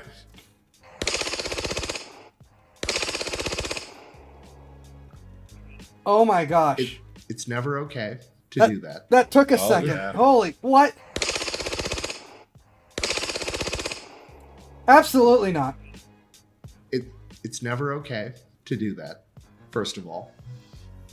Secondly, if I had to do that and like Pewview was shooting the gun, horrible idea still, but like there's a level of confidence there. Pablo where Kitty. This is probably going to work out just fine, but like when you watch that dude shoot, he almost gets knocked down by the gun. So going and letting somebody that inexperienced with a gun and standing in front of them with a camera Like, it walks him back. Oh yeah, no, look, It walks him back on the balls of his feet to his heels. Like, I didn't he's even notice going that backwards. the first time. Yeah, he's already leaned super far back, which is like the opposite of what you want for machine gun stance. But like, you could see his weight shift you could see both of his toes lift off the ground. Like, it's taking him down. Like, he's stumbling. Like, So like, it's a stupid idea with somebody that's experienced with guns, but it's insane to do with somebody that inexperienced with guns. Yeah. I mean, I don't even think, like, I would never ask this of him. I don't think the Lance would get that angle for me on an auto Yeah, block. no.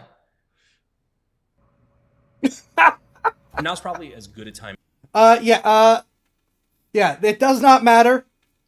You never put someone in that front, like, what is it, 45 to 90 degree angle in front of you? The big cone? You never put anyone in that angle unless you are okay with shooting them. Or planning on shooting them.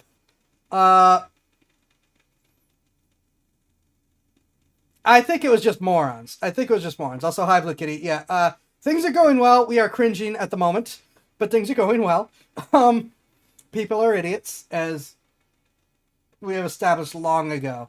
If you ever try an automatic weapon, first of all, don't do that. Go to one of the ranges and ask them to help you with trying it for the first time. They are going to tell you what to do. And one of the big things they're going to tell you to do is lean into it. Use your weight. I didn't mean to do that. Use your weight to help control the gun. You do that by leaning forward, not leaning backward. Leaning backward is how you end up on your butt and possibly shoot someone. As I need to go over the 4 rules of firearms safety. The number 1 rule of gun safety here, kids, is to have fun. No. Always treat every gun as if it is loaded. Yes. Never point a gun at anything you're not willing to destroy. Yes. Know your target and what's behind it. Yes. Keep your finger off the trigger until you are ready to shoot. Yep. You follow all the rules of gun safety, you're going to have a fine time. You violate one or more and things can get, well, not great. Stupid. Yeah. Dumb. Darwin Awards. Yeah, you might end up on the show, not in a good way. Speaking of which, I mean, I can only imagine on like summer nights in the Midwest when everybody's bored, drunk in a garage, like I'm going to take the pot shot because I can. Owning a SIG is the only way to follow all those rules and still have someone get shot. things get kind of fucking, you do some questionable things. Don't worry about what I'm doing.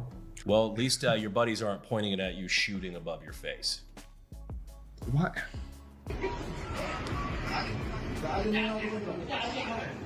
What is this? You guys got an AK. He's holding the cigarette What? up to let him shoot it? Oh yeah, he's holding the cigarette up on an iron-sighted AK, which I think that's an underfolder. Homie's in the best shooting position ever. Like, he's on like a fucking Arab beanbag chair. Grandma on a lazy. What the heck is this nonsense?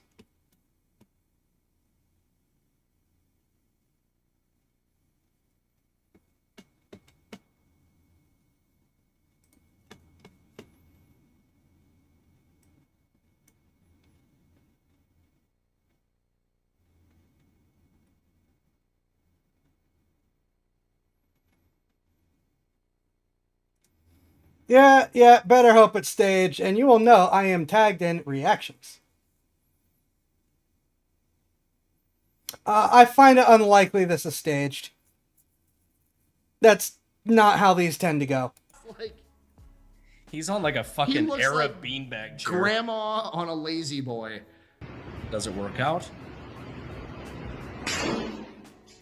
That is Just incredibly close. I mean, I wonder if Connor would let me do that. Holy. it worked out. I guess it's still a horrible idea, but Yeah. it worked out. I thought I was about to see some dude get domed. I mean, I could show you that too. Oh god. All right, well, here we go. Also, I love how people have pointed out in the past, they're like, you have... Oh, absolutely. He felt the blast on his whole face. You understand, there is a concussive area around a bullet. It's not enough to do damage. Not with that kind of bullet. Some of the big ones, maybe. but not with an AK or an AR bullet. You can feel it go by on your whole face. Multiple monitors in front of you, and you insist on watching these clips on your phone with guests. Yes. Yeah. But yeah, I'm trying to stay grounded, right? Like, I'm not getting too fancy. I'm trying to stay true to my roots.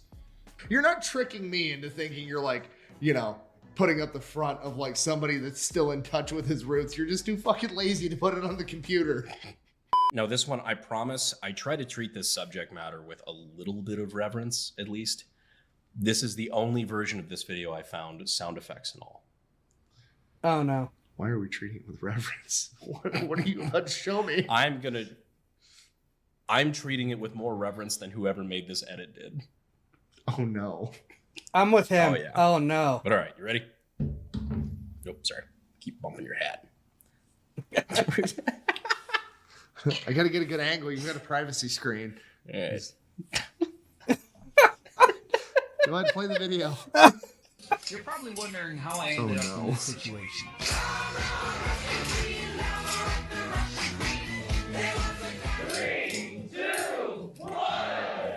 Oh! Oh, yeah. He stands up right away. Did he get hit? Oh, yeah. Where? In the thigh? No, I think he got hit center mass. So you got two guys fucking around with what looks like Berettas or some sort of copy. Oh my god. Oh! It's center mass, but Look it's at his off to the chest. side, I think. Oh, yep. Yeah. It's okay. None of the important stuff is there. In your chest? It was sarcasm. Okay. It's gonna say Wow. Don't worry about it. I just hate how that's probably the darkest clip we have so far. And the only source that we have includes Rasputin, the 80s disco song, and the Mario Kart intro. I like the countdown, personally. Hold on, I've got a video. Oh, do you? I don't want to... It looked like it was sort of mid-upper right chest, which probably more survivable. It's still not good. I mean, bullets are not good in general. Getting hit with a bullet is bad. Yeah, a gut shot is a horrible way to die, though. A gut shot is you're not. It's gonna be pretty miserable.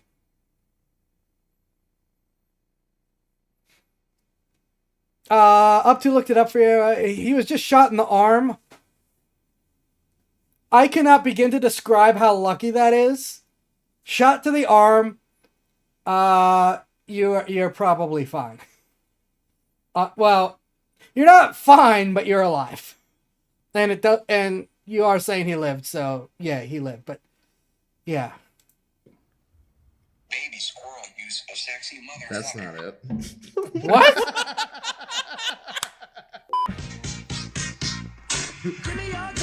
What? One more time.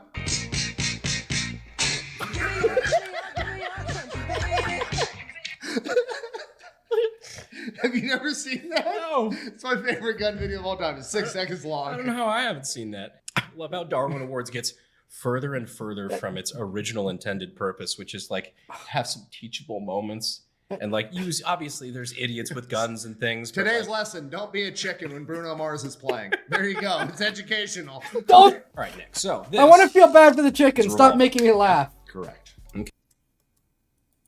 So if you were gonna give a Colt bigger, Python? actually yes, it's a Ha. 357. It's hot. Yeah, it's pretty neat. If you were going to give a revolver like that, or let's say something bigger like a 44 Magnum or a 500 Magnum to a smaller frame person who wasn't really super familiar, what is one thing you could do to stop yourself from having problems? Not giving it to them. Well, that's a great start, actually. Why are we giving small people that can't handle large caliber handguns large caliber handguns? Great question. But as we've seen on the channel in the past, Too many people think it's funny, and the end result is someone gets hurt or dead. like Like that. I can't speak to the second one. The first one, they actually commented under the video, they only gave him a revolver with 1 round in it. Which is the only smart decision they made in that particular situation. I got no other information on the second one. Yeah, that chicken ceased to exist. It just fucking happens. And by it happens, it means people do it. Yeah, it's like JFK's head. Just did that. So one of the things I like to do when we're introducing new shooters or people that are less experienced to like bigger handguns, let's say they want to shoot a 44 Magnum, 500 Magnum, something bigger, but you don't want it to be an unsafe environment, we maybe load like 1 round at a time. So here we got a guy, I mean, not exactly a light frame, shooting I don't know what that is. It's obviously a bigger handgun, maybe 454 Casull or something like that. Hey, when you are.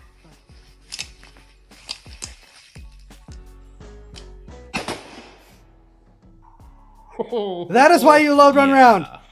I'm A, horrible. B, I'm impressed he actually managed to fire a second round at all. So he fires the first round. He did not intentionally fire a second round. It bounced around in his hands enough to reset the trigger, and his grip pulled it again. That is what happened. And that is why you only load 1 round if you don't know if you could take the gun. Just 1 round. Also just terrible. Like, he's locking out his elbows and shit, which is just not a way you control the weapon. But it immediately, the recoil flips the gun up. Look at how far back it gets. Yeah, that is horrifying. Too far. Way too far. Which then caused him to pull the trigger again, shooting around actually further back than straight up. It's more toward his head than it is straight up. On the 180 degree scale, that was 60% of the way to a head canoe. Yeah.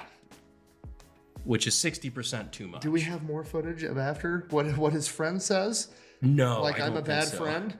He thought those really flamboyant shoes would save him, but he was wrong. Good thing he tucked his shirt in. Oh. He's not even wearing his safety glasses. They're just on the top of his head? It's like a magic talisman. All right, so these next clips, we have an improvised hand grenade. Oh, no. Horrible idea. Yeah, I don't think this guy knew he was doing it, but he was certainly doing it. We have that and somebody playing with fireworks who accidentally smokes herself with said fireworks. The bullet lands on someone's Unfortunately, because of YouTube guidelines, we actually can't show you as much fucked up shit as we've shown this episode. You cannot show fireworks accidents or anything unsafe involving fireworks on YouTube without getting age restricted and this whole video getting just completely neutered. It's worse. You can't show fireworks being used inappropriately in any manner because we know somebody who had their video restricted because she stuck a sparkler in a margarita. Oh, I forgot about that. So you can't use fireworks incorrectly in any fashion whatsoever. Regardless of whether or not it's safe. Yeah. Yeah, so it could be perfectly safe, but you still can't do it. Correct. Oh, that's cool, YouTube. Thank you. You also can't say... Which is why you can watch the completely uncensored version of this video over on Pepperbox. Of course. Free 1 month trial? Or week? There's some amount of free trial. Pepperbox is actually an online streaming platform that we Some got amount together of with a couple of our buddies, and we started basically because we were upset with the amount of censorship on YouTube and things we couldn't say and do. But if you want to see all these episodes of Darwin Awards in their full uncensored glory, If they have a gaming category, I will beg them to let me join. I think they just do firearm things, though. by the way, viewer discretion advised. Some of them, especially previous episodes and what we'll get to later, can get a little gnarly. Head on over to Pepperbox. We've got the links down in the description and in the pinned comment. I can't. That's where you'll be able to see Watching the next that two hat clips of move this as he turns his episode, head is as well as a great. bunch of other uncensored exclusives and a lot more content from people like Nick. Yay. We're on Pepperbox now? Yes, we were So on I can say... You can say... And the other N-word you were saying a lot earlier. No, I didn't say that. Didn't say what? Delance, put the Django clip in. No. That's not what I said. Who's that? I didn't say the N-word. Put the Django clip in. I wish to purchase one of your... Nope. I went to the bathroom and I found Connor's hat. Yeah.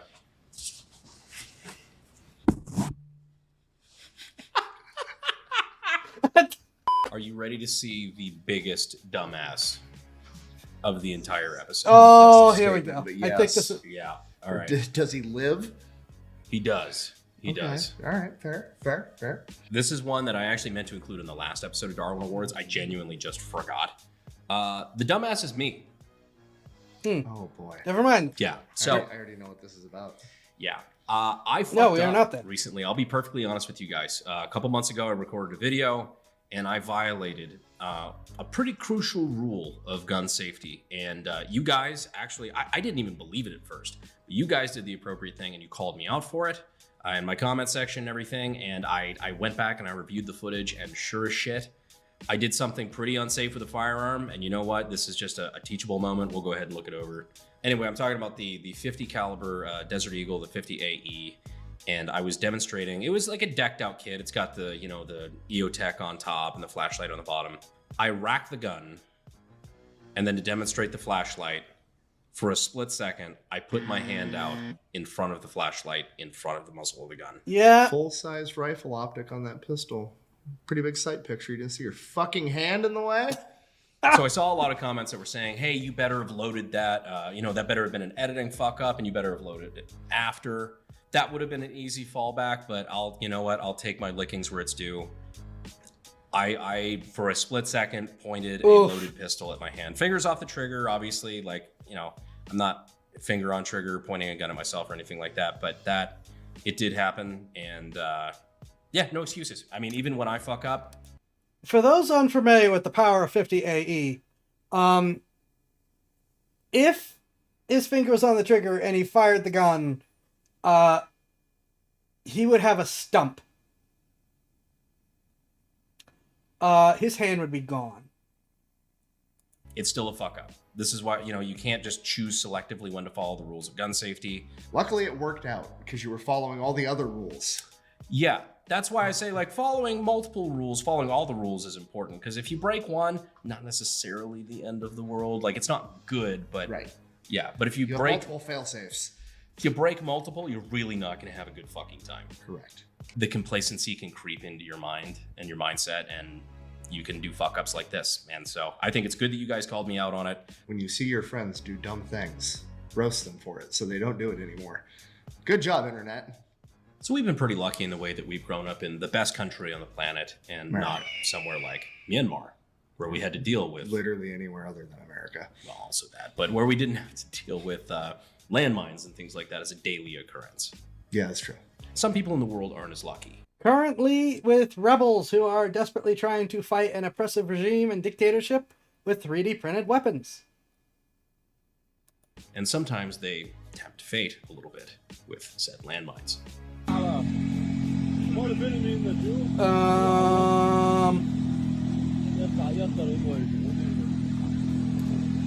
What? Excuse you? What was those noises? There's a chase on? I don't even know what I hit. Oh. What was the noises they were making?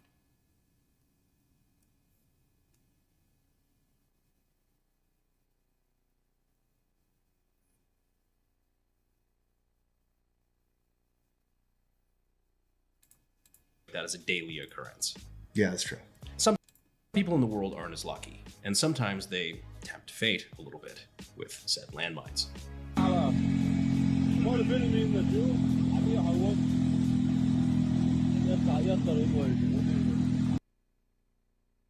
Nope, I can't ID them on site. There is a single saving grace potentially here that probably is not valid given the situation. Oh yeah, that's also a ton of landmines that are just out on the road. If those are anti-tank landmines, 2 people on a bike are not enough to set them off. That is assuming they are good anti-tank landmines.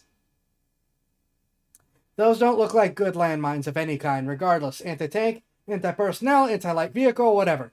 They look like cheap landmines, which means anything will set them off. Yeah, That's called attempted and failed suicide.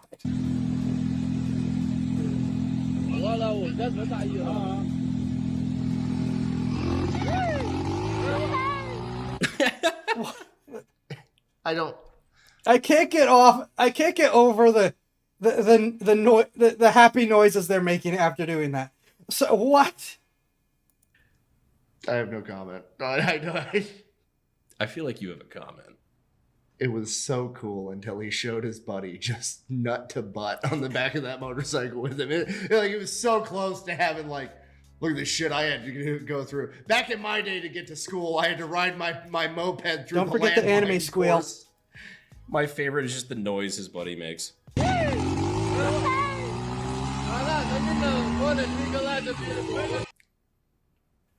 Some people are built different. You know how there's like a meme going around that, like, you know, if you lose your guns in a boating accident, it's like so the ATF can't find them, right? Okay. This is the first actual boating accident I've ever seen.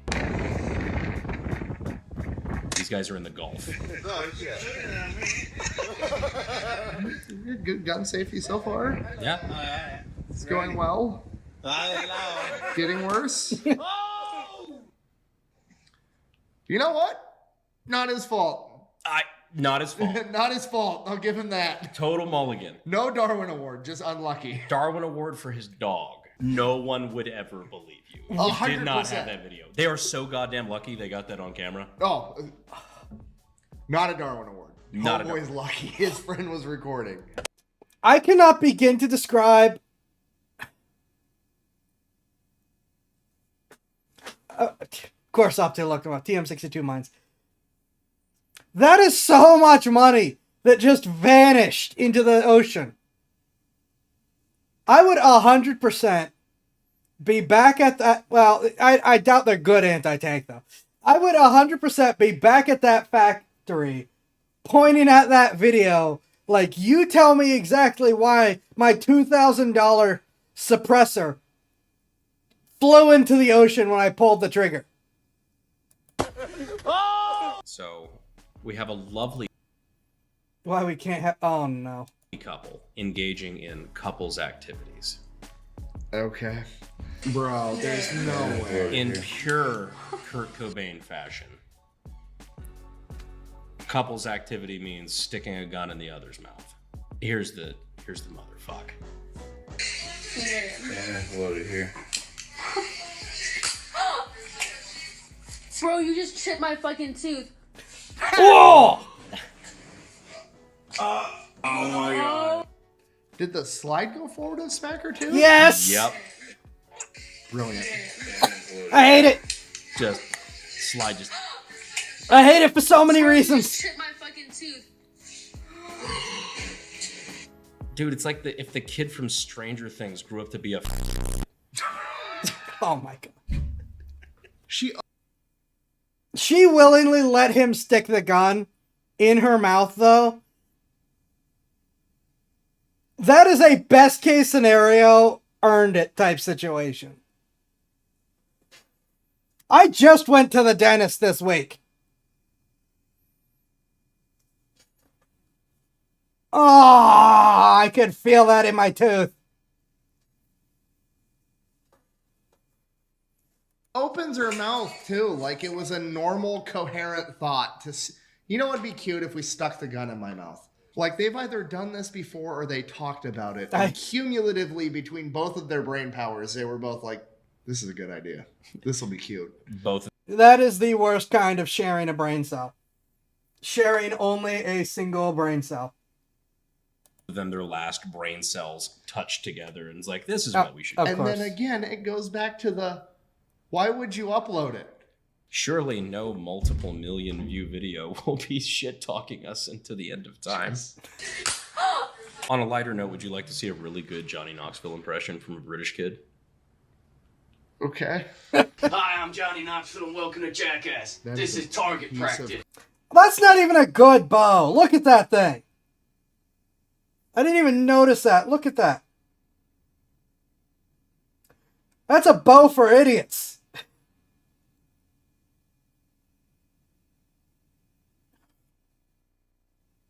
At least my bow's real. Though it does, though it does have a rail for a red dot. It doesn't actually need it. Oh my gosh. Cardboard. Yes, that it is a piece of cardboard. I thought good impression. at a second I thought it was like one of those 2-foot thick cubes. Target Piece practice. of cardboard. Hi, I'm Johnny Knoxville and That is so thin. welcome to Jackass. This is Target. You know what I didn't use when I learned how to shoot a bow?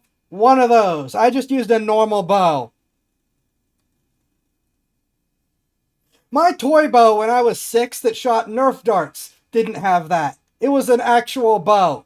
Now, it was only like 1/8 of a pound, but it was an actual bow. Piece of cardboard. Yes, that it is a piece of cardboard. I thought good impression. at a second I thought it was like one of those 2-foot thick cubes at least. Still a bad idea. Hi, I am really, really sorry. I cannot read Russian. I think that's Russian. It's some type of Cyrillic. I'm really, really sorry, but I cannot read it. But hi and welcome, and I hope you're enjoying. Johnny Knoxville. Tries like an English bowman over his bow.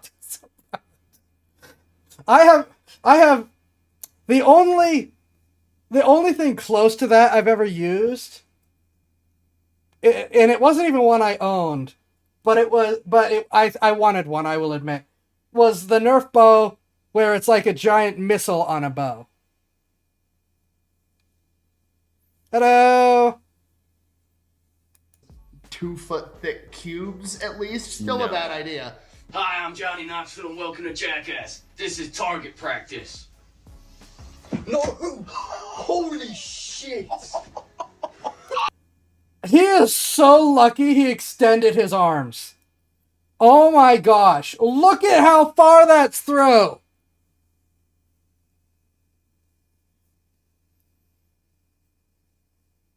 Look at it. If he hadn't have extended his arms. And here's the thing. That's a training bow. That's a very wimpy bow. A real bow would have put that all the way through.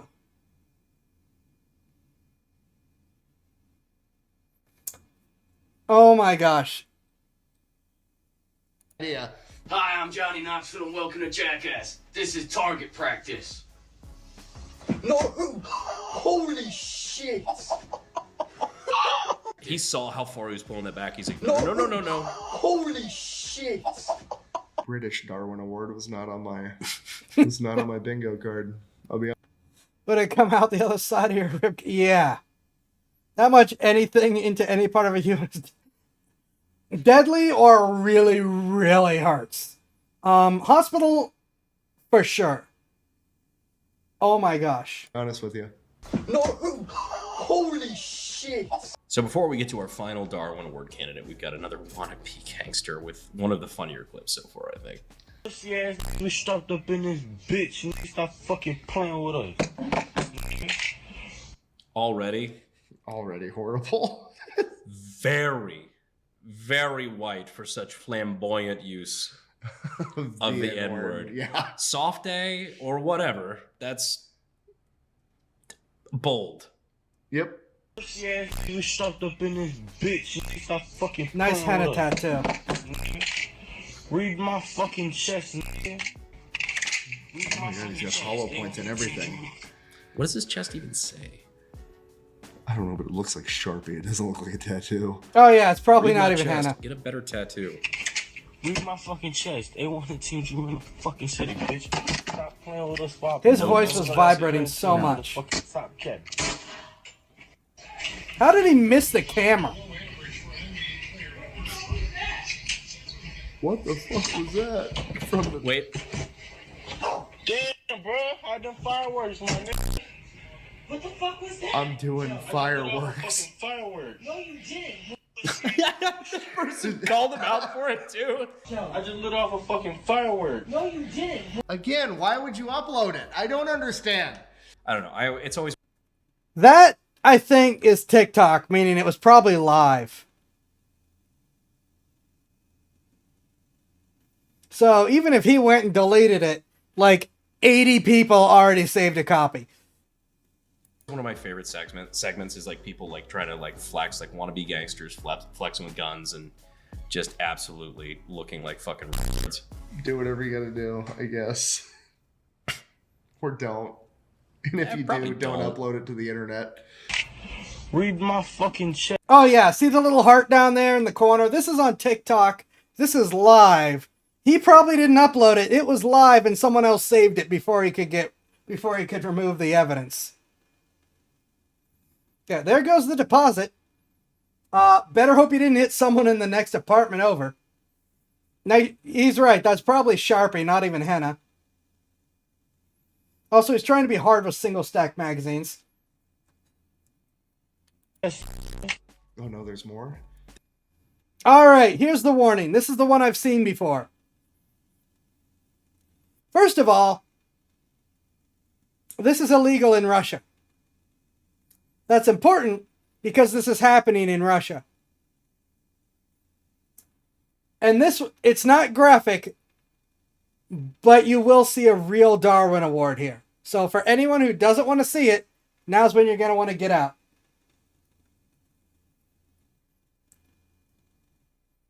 Yeah, bad trigger discipline already visible.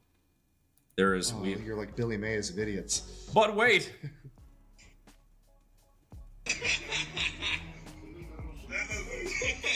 So already, this guy is... Reminder, everything that everyone has there is illegal in Russia, and this is happening in Russia. There are no rules of firearm safety to this guy. Guy's just pointing it at his buddy, who's like visibly annoyed. He's like, "Get that fucking gun out of my face." All right, who gets shot? Does old man shoot the guy, or does that guy accidentally shoot the old man? So those are the two options, huh? As far as I can tell. Well, let's see. Or is guy C gonna get shot somehow? Well, let's see. Take your bets now, folks. Let's see what happens.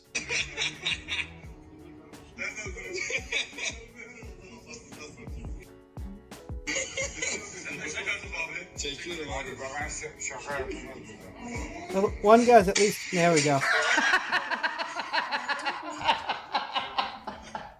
I've never seen a problem resolve itself so quickly, actually. And I'm going to be honest. Normally, something is a tragic accident or something. Given what he was doing moments before that,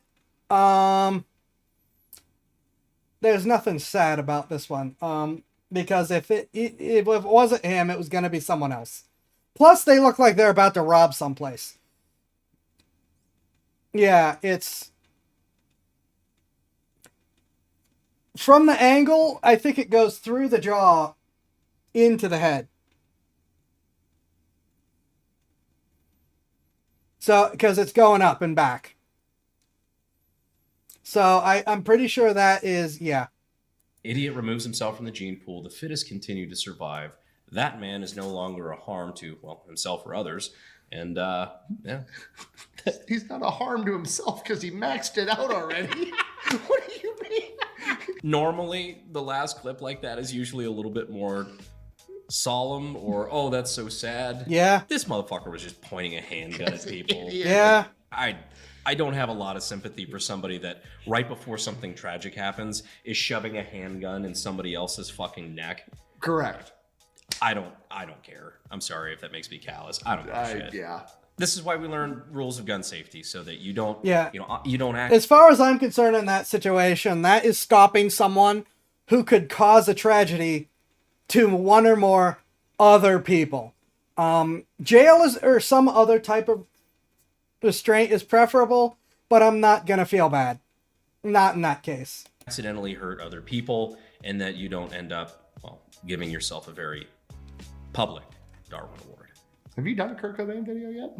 No, but it's coming up, and honestly, I'm dreading it just because it's some serious subject matter, but it's also something that we've teased for a while, and I think it's an interesting case. Anyhow, if you do actually want to see that Kurt Cobain video, let us know. That's something I think we could work on fairly soon. In the meantime, again, thank you so much, Nick, for coming and joining me on this episode. Had fun. Nick, where can we find you? YouTube, pretty much everywhere, just The Fat Electrician. All my links and everything are over at thefatelectrician.com. So if you like World War II history or want to see me lose my mind over a government conspiracy or some crazy business model, you can check it out there. A lot of my guys on this channel are big history buffs, so if you don't know who this guy is, you really need to check him out. That is all for this episode of Darwin Awards. We appreciate you guys staying to the end of the video, and as always, I will see you sexy YouTube mother lovers in the next video. Quack bang out. Oh! Well, we're gonna see if he has anything at the end first.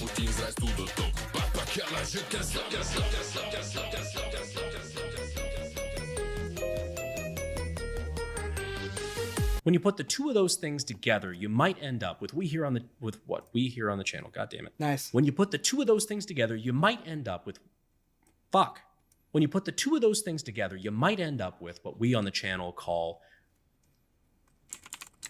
having a bad day. Fucking series. Keep your finger. Oh, that's what? What am I? I don't know what to do with my hands. If you violate the 4 rules of gun safety, you might not be able to count to 5.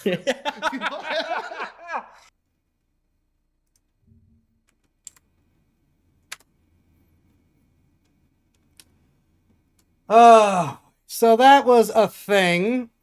I knew the last one was coming. That was the only one I knew was coming. The others I had not seen before. That was a whole thing. I am also attempting to fix the Trovo chat at the very least. Let's see if that fixes Trovo chat.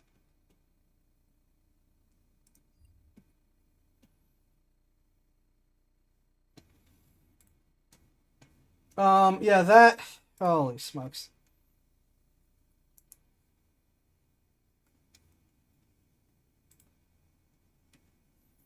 Yeah, I always ask Up To, and if Up To's not around, I ask Grippy to please pre-screen these videos to let me know if this is something that's like, we should probably not have it. I'm the one that did make the call to show the last one, though.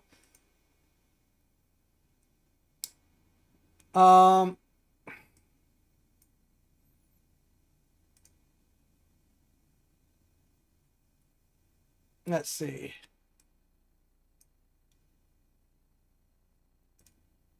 I'm trying to do fixes at the same time.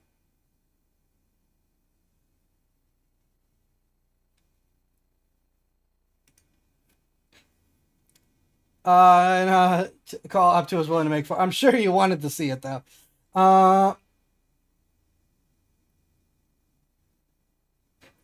Yeah, I'm not sure about the Kurt Cobain video. That probably won't end up on my channel. I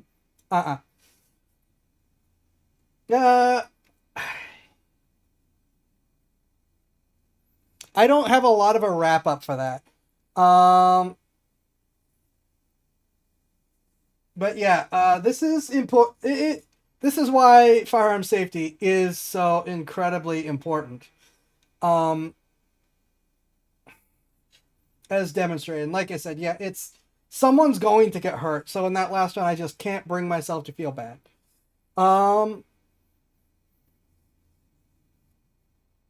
Up to his video, yeah. I think there was something then that Trovo mixed up, distracted me. I apologize for that. Oh, the Quack Bang thing. I found out why he says the Quack Bang.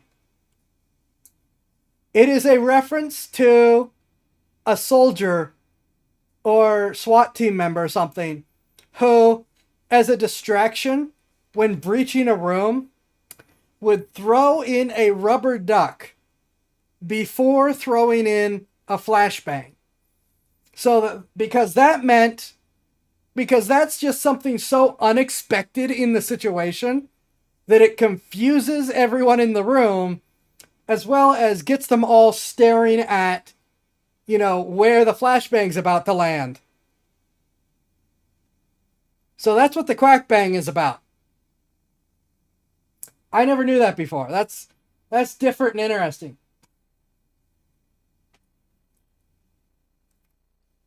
Yeah, now actually don't think I have anything. We're going to take a short break. When I come back, we're going to see if, with the remaining time of the stream, I can go from nothing to finished, beat Choo Choo Charles on regular difficulty. I don't think I could do it in that time. Well, we'll debate. The problem with Nightmare is you have to keep restarting. But we're gonna see what happens if I can do that when we come back. So I will see you guys shortly.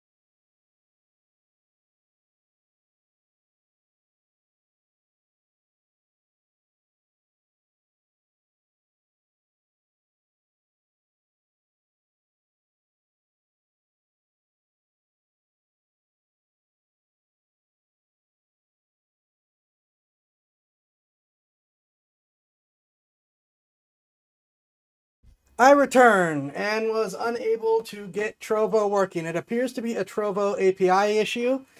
That's great. I am going to see about doing a couple quick reposts. At which point we will get on with Choo Choo Charles.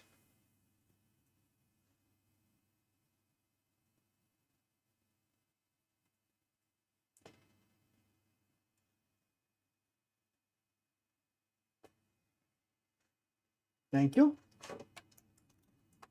And I guess while I do this, I am going to do a little bit of a support the channel plug quick. I do have, practice what you preach. I've talked to you guys about crypto as a solution to the current problems going on with like Steam and payment processors blocking people and things they don't like. Oh, and I go in and it looks like Coinbase, Litecoin, and Ripple are all trending. Oh no! Here we go.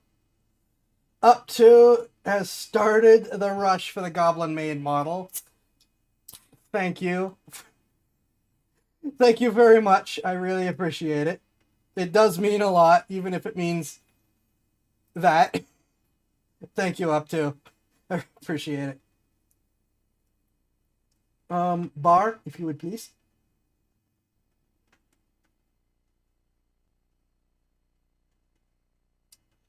Anyways, yeah, Coinbase, Litecoin, and Ripple are going, and I do have my own donation available wallet.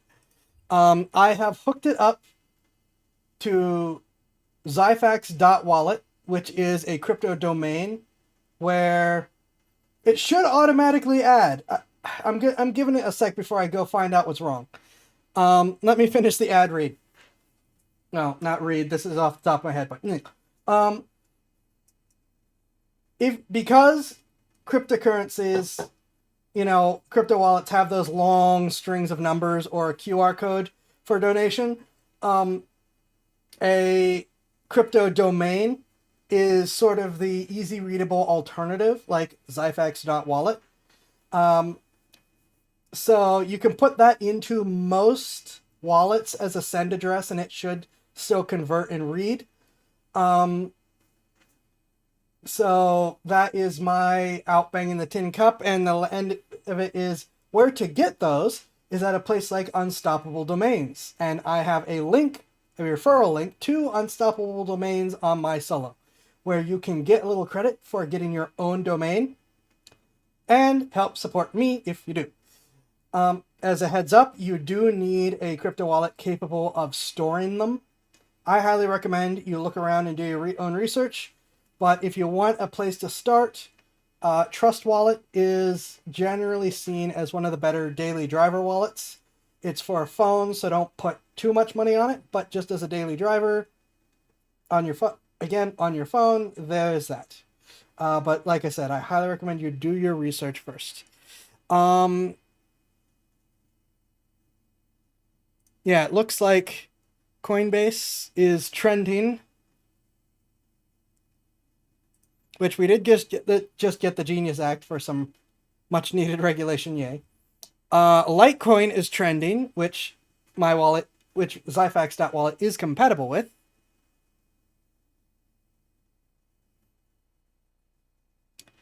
Ripple is trending with XRP, which my wallet is also compatible with, as well as Bitcoin and Ethereum. I don't feel like reading too much into this. I'm just gonna finish doing the reposts. But yay!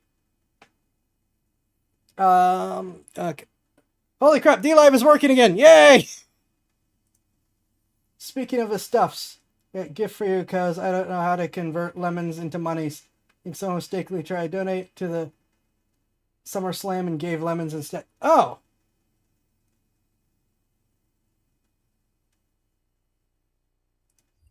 Well, if you want thank you for the lemons.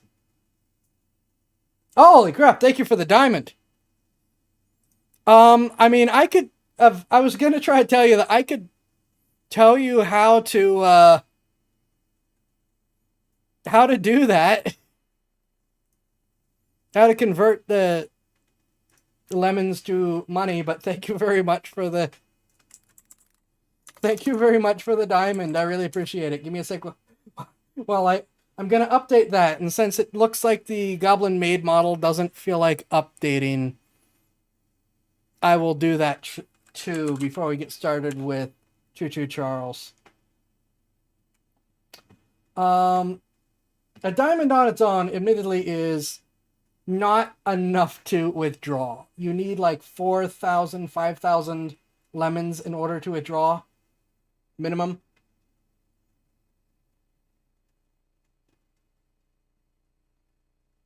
Where? There it is.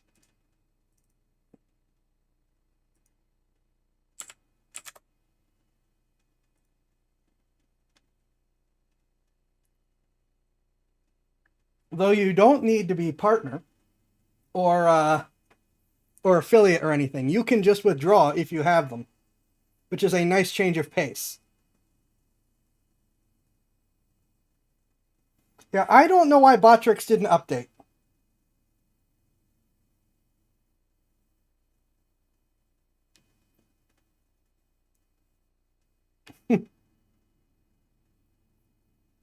Okay. Thank you for... Okay, alright. Thank you for the second diamond after I've already updated it. Give me a sec.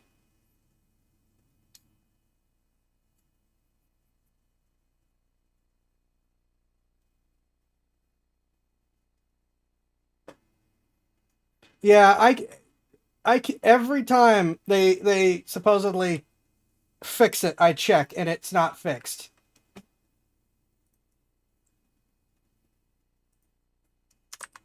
And I can't quite figure out what's wrong with it. Thank you. Thank you. All right. What's...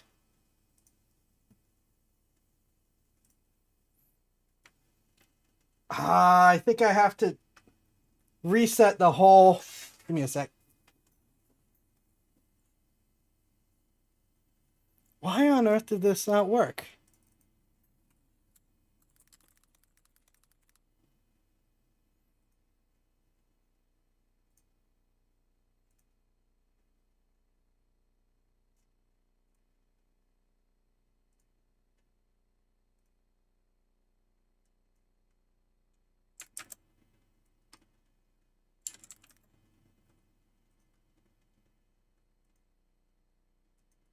I don't know why it didn't auto-update. It should automatically update. So it's nice to know everything is broken.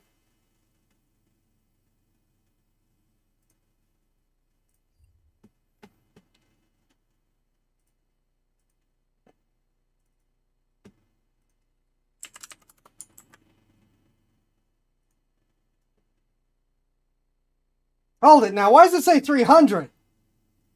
That's not right. What just happened? That doesn't count. Not unless someone just sent me an extra $250.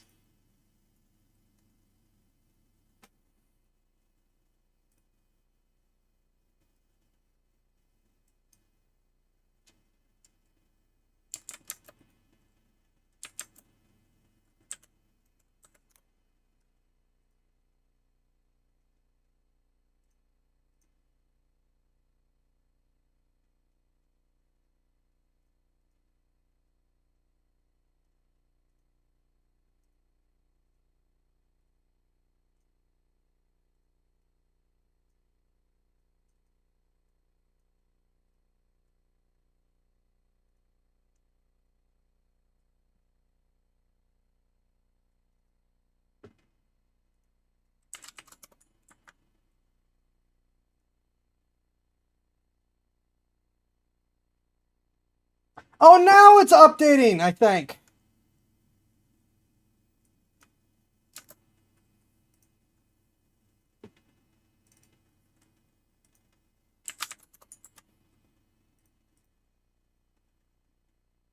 Yeah, yep. All right, now it's updating with the 50 plus.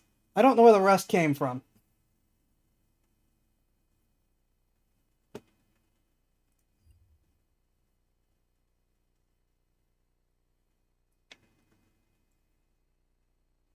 I don't know what the heck's going on with that. But supposedly fixed.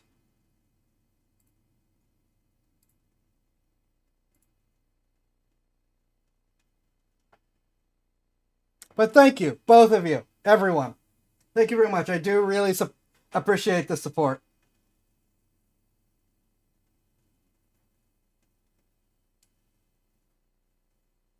It means a lot, and it will help. And why did it switch back to don't? I'm not fixing it anymore.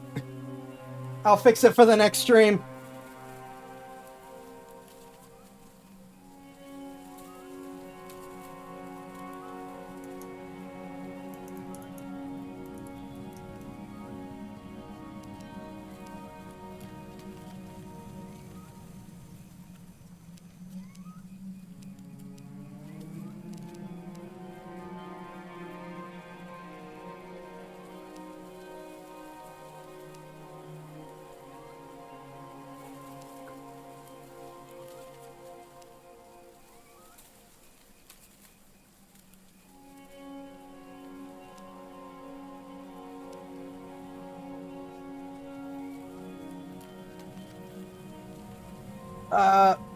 Well, I appreciate either way, and it's dangerous to give up 2 goals, but at the same time,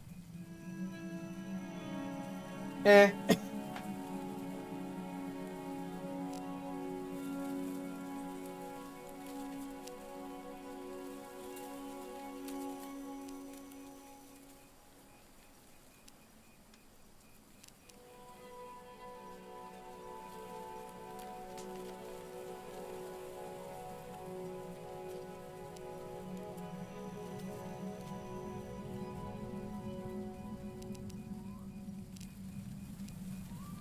Alright, so this is Choo Choo Charles. It is a horror game.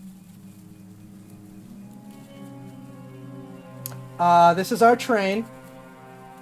You'll see. We're gonna see if we can beat it. I will let the story and characters play out, though. Which is just going to eat into our time even more.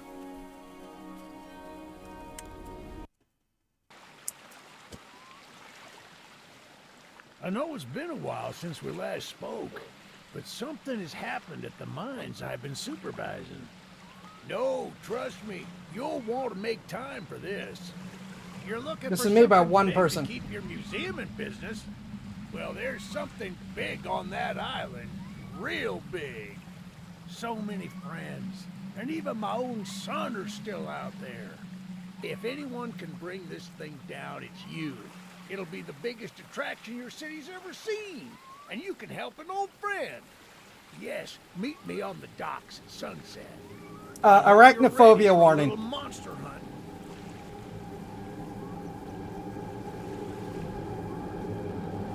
I guess also train warning. And maybe clown warning.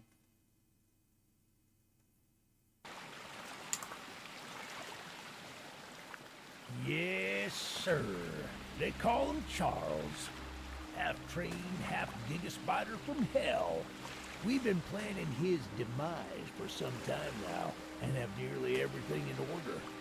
Just a few people to meet and places to see. Simple errands, you know. Yes, sir. Welcome to Aranerum. I will not the be going... island where miners dig their own graves. Stay close. Charles isn't the only thing to fear around here. I will not be going for all the notes.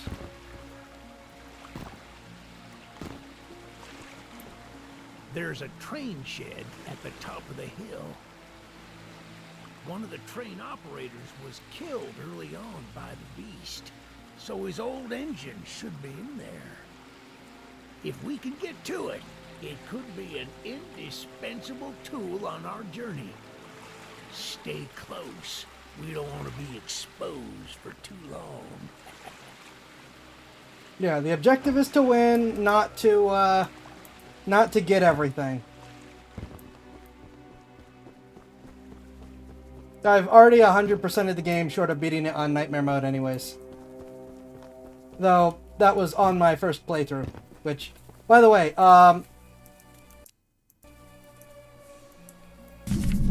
this is our map. And it is a live map. If you zoom in, you can see everything but Charles. And there's a lot on this map that doesn't end up marked that you can go explore.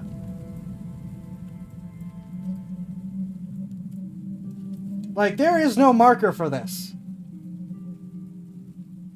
You never have a reason to go here unless you just notice it on the map and go have a look.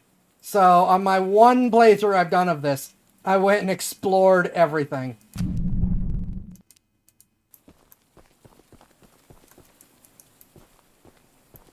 I'm trying to make sure what my controls are.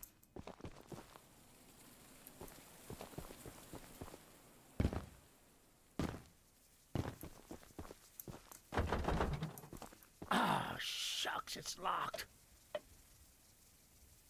Not to worry, we can still find a way in. There's a small shack up the path that might have a key inside. Take this map, I just marked the location on it. See if the key is up there, and I'll look around some more down here.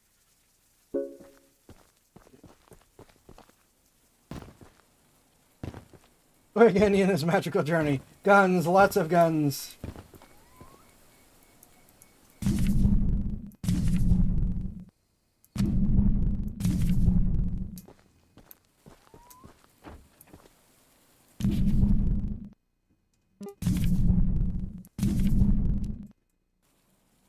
I don't know why that's not going away.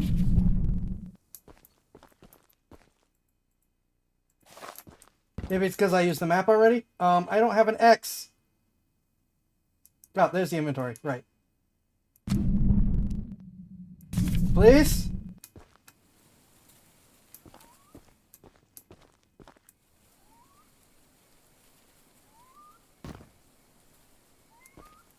I hope that's not stuck on the screen for the whole time.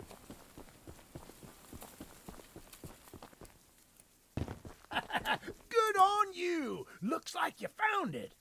Open up that door and lead the way.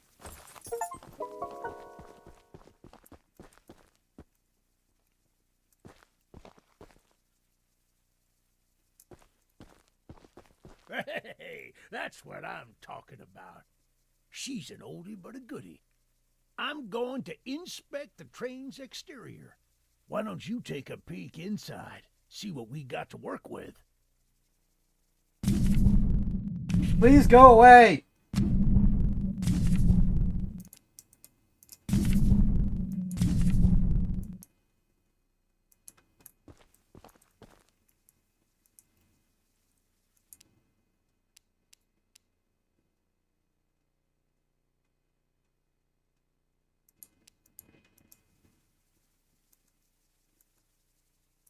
There we go. It was tab, which it not showing the tab and just like being a tab probably could use a little bit of fun. I don't know. I don't think so. And I think it's actually a diesel disguised as a steam locomotive.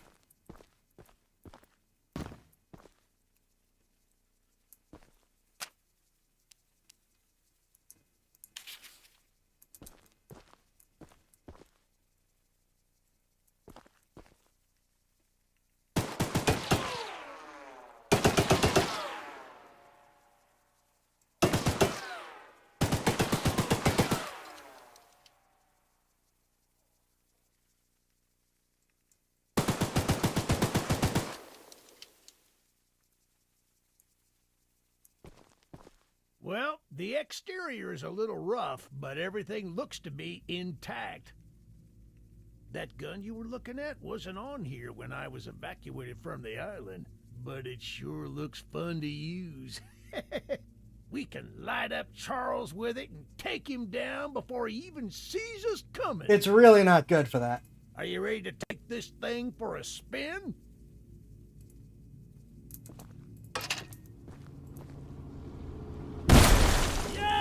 baby! We're coming for you, Charles! Stay in the train. Do you hear that? It's him! It's him! Get to the gun! Light him up! Light him up! Careful! Don't let the gun overheat! Yep, it overheated. Not taking enough damage! Get some headshot!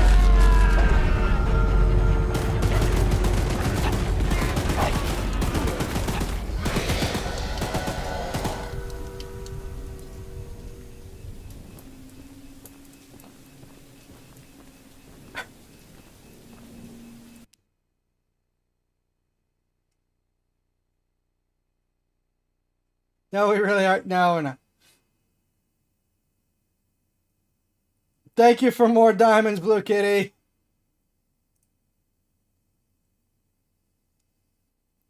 Very appreciated.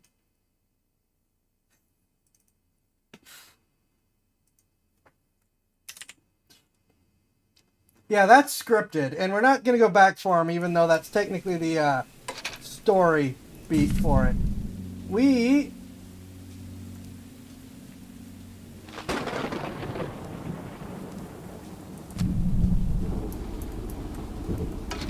No, I didn't mean to do that. I didn't mean to do that.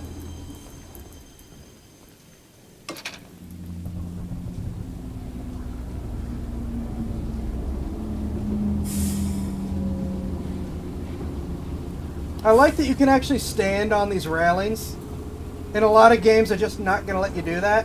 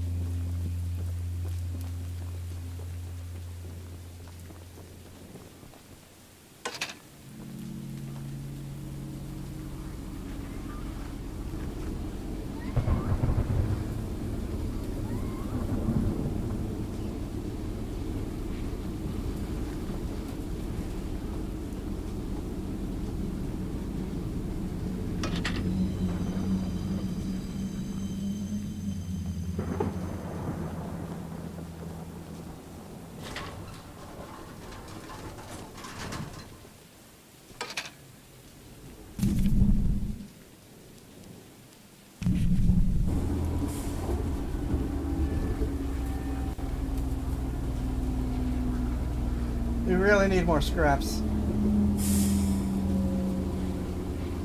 This is a great mechanic, by the way. I want a zombie survival game like this.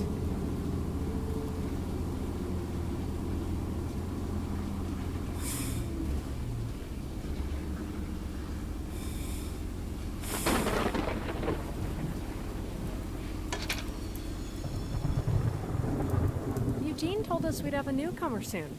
I suppose that would be you. There's some scrap metal in the balcony room of my house that you could use to repair and upgrade your train. Here's the key. And although the balcony is right behind me, I'll just mark it on your map anyway. As a side note, talk to anyone around here, and they'll do whatever they can to help.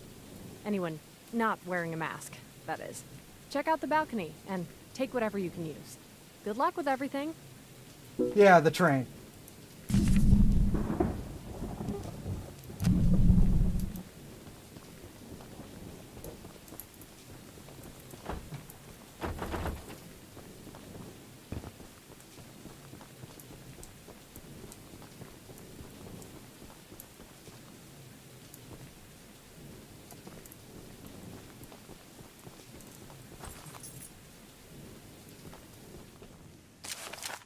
This is what we need.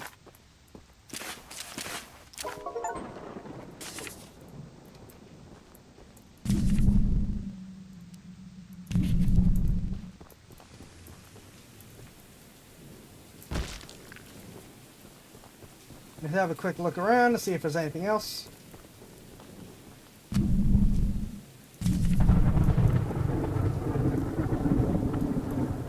Eugene just dies either way. Charles left him half-eaten, so he's dead. So, for the sake of time, I decided, yeah, I'm just gonna keep going. I know it is heartless. Is that scraps? No.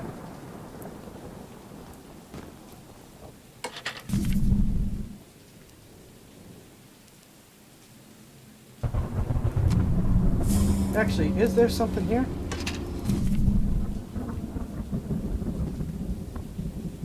I already forgot.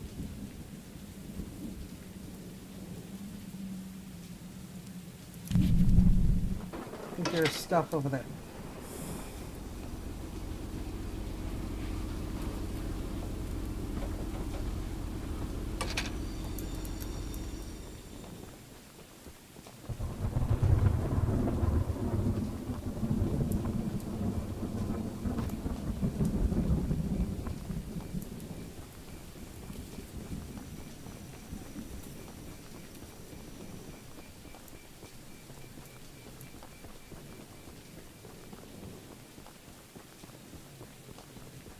This is what I mean. I don't think you ever get a quest to go down here. You just have to decide to.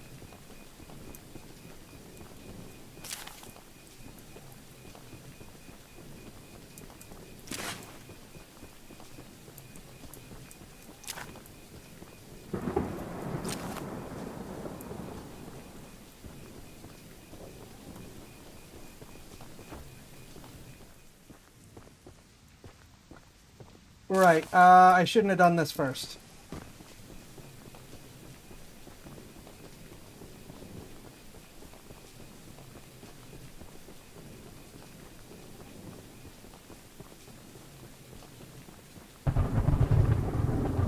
That's on me. Also, this is one of those games I like in terms of the horror element because Charles isn't really a jump scare. You can catch him wandering around in the distance. You can see him coming, and he's still scary.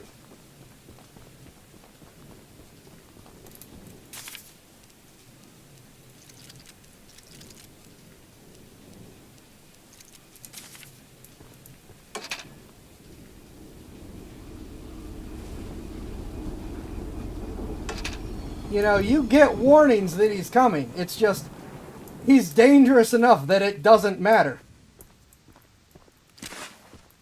Look, kid, I know you're supposed to be some fancy-pants monster hunter, but you can't earn my respect without making yourself useful. One of Warren's goons dumped a locked chest in the yard last night. After beating on it for a few hours, I didn't break anything but a sweat. I got some lock picks, but I don't know how to use them. Here, take them. If you can get that chest open, you'll earn my respect. And I might just give you some scraps to help improve your train.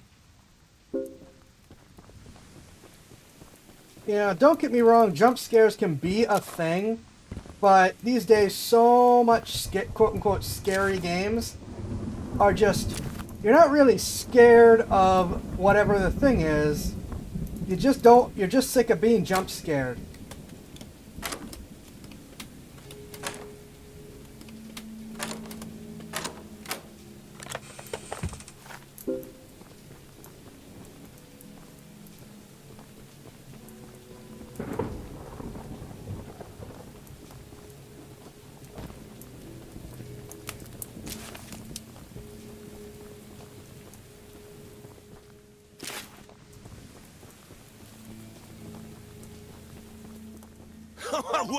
Well, Fancy Fingers here got the chest unlocked.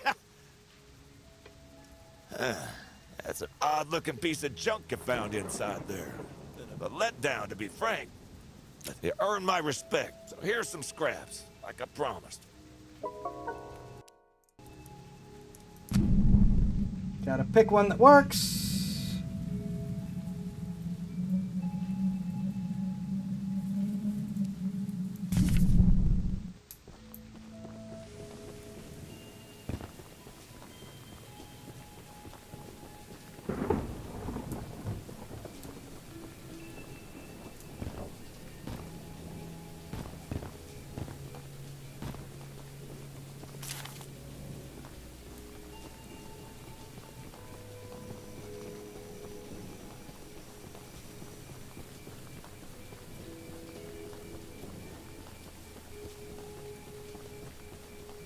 Yeah, it's like, you know he's out there. You can hear the whistle to let you know, oh, he's coming for you. And there's not a lot you can do about it. You can see him, but you can see him coming, as opposed to he just suddenly kills you because he can.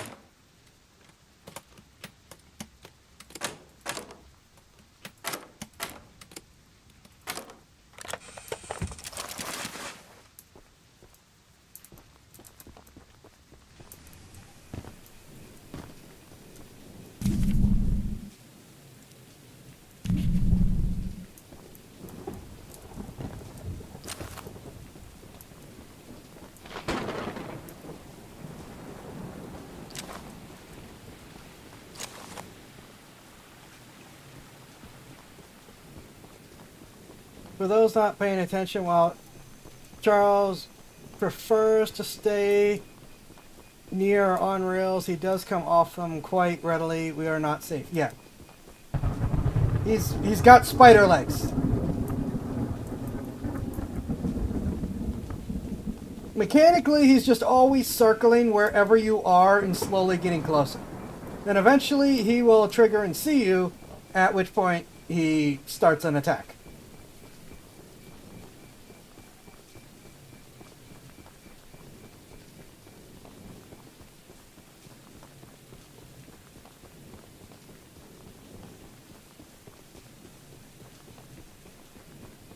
If you are in the train will take damage before you do.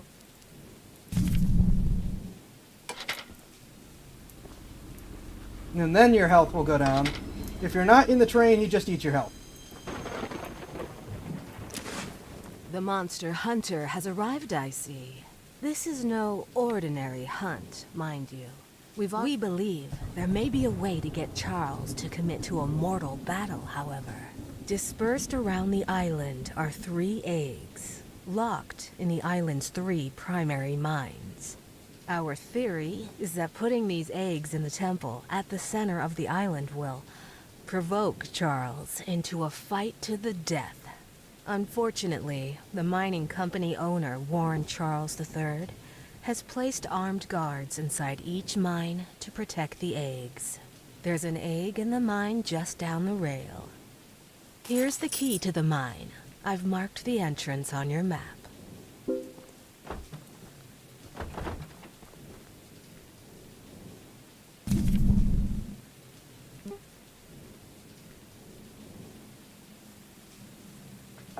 I don't feel like doing that because that's a really time-consuming mission.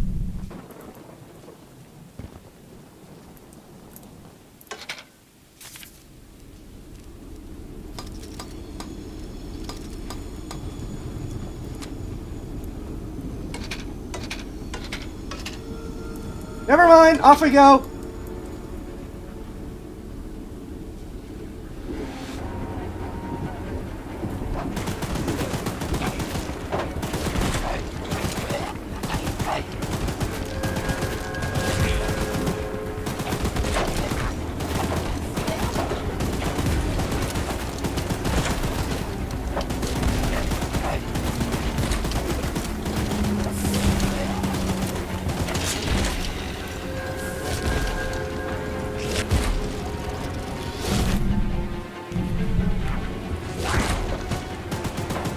I may already die.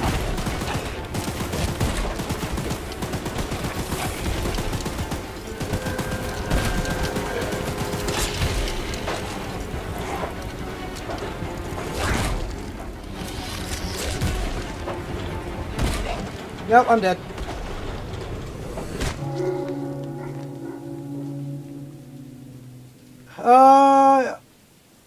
Doctor has a question, why isn't Charles eating all these people yet? Oh, Charles cannot get into buildings. So they run and hide in the building whenever he appears. And that happens in-game. That's not just like an explanation. That actually happens in-game. If Charles attacks while you're talking to the people, they will run and hide. Oh, you said Charles refuses to destroy buildings. Okay. As long as people stay inside, they say, yep. If I'd gotten the flamethrower,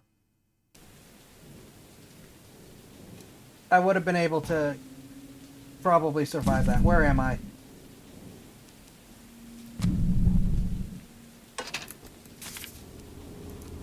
Nope, that's not great.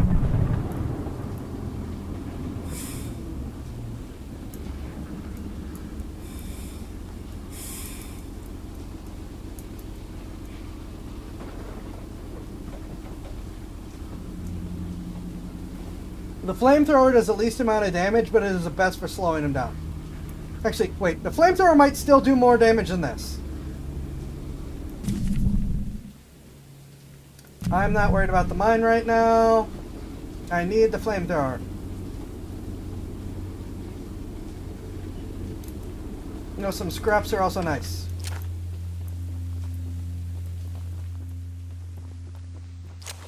I also really need the scraps.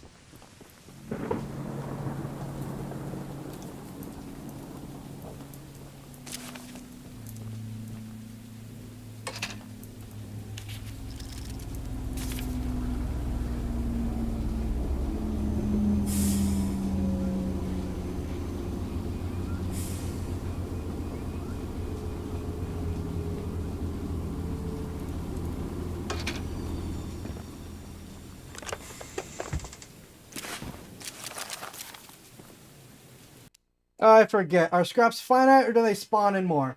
Certain scraps are finite. The boxes respawn. Some on the ground respawn. And also, you get scraps as you damage Charles.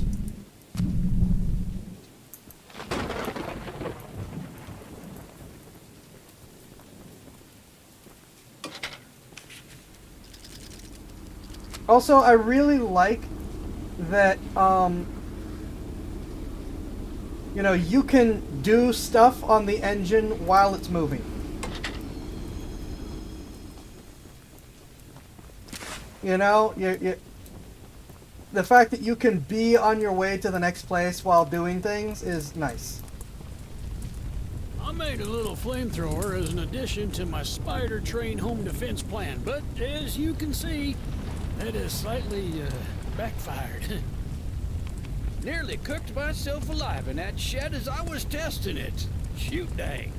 I would love to save the shed, though. If a flamethrower somehow still works after the fire dies down, well, you can take it. I'd assume you're the monster hunter that folks have been expecting, so a weapon like this could come in handy.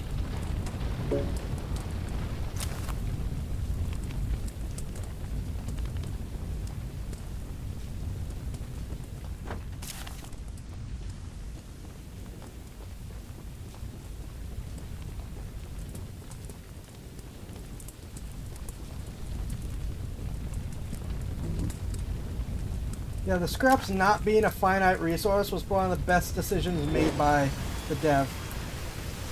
It would be so much more frustrating otherwise. Especially if you have terrible luck and keep getting killed. Using the water tank to put out the fire. Pure genius. Woohoo! Whatever you say. Here, take old bug spray. Cause of this chaos. I don't want to see it anywhere near here again. Shoot dang.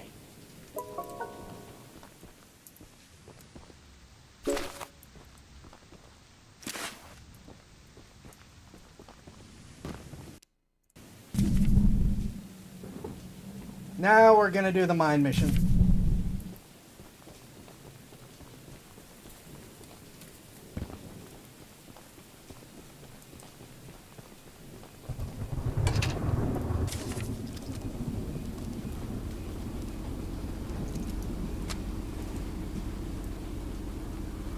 It has terrible range, but the flamethrower is going to be really good for us for slowing down Charles. Yeah, I've only played this game once, but I've seen a lot of people play it. And I kind of figured out a lot of the stuff. You know what?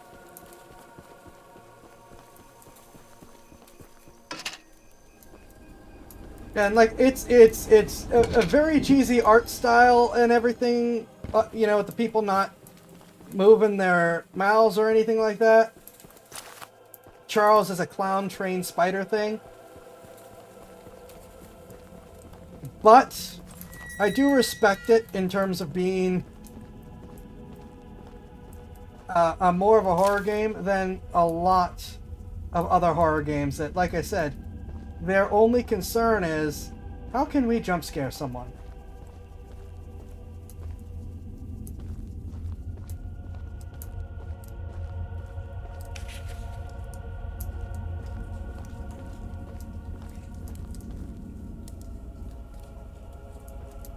Now my plan is to try to get caught and make him chase me.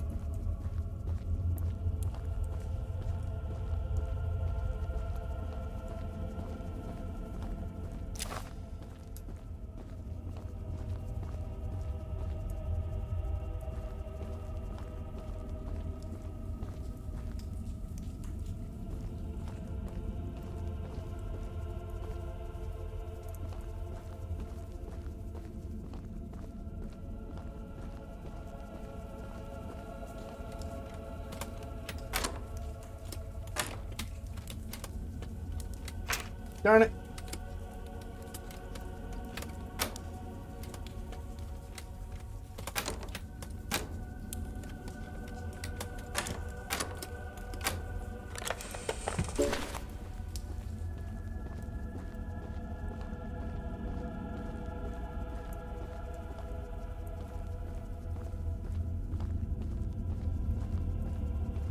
Of course, given how deep in we are, maybe that won't be an option.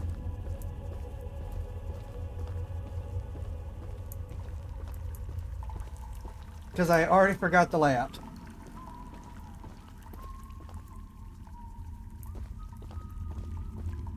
Yeah, whistling is a sign that the bad guys are around.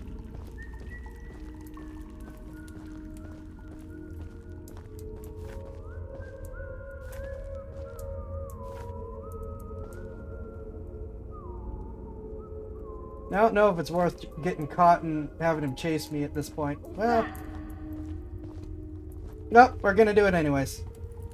Stop right there!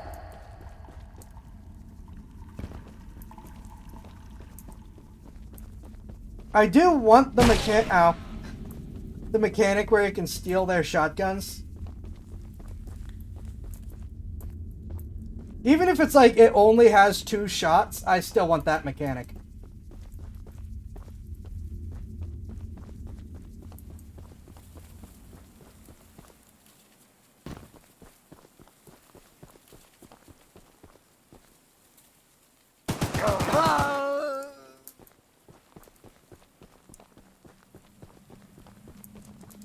And I looked it up. They don't respawn. I thought I saw a scrap.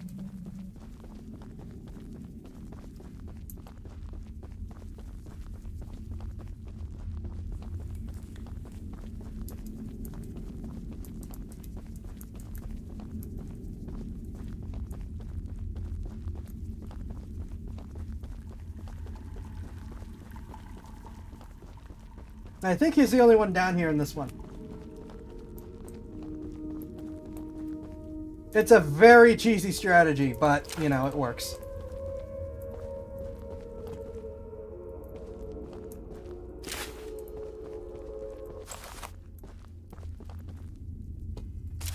I like that the music just dies the moment you grab it.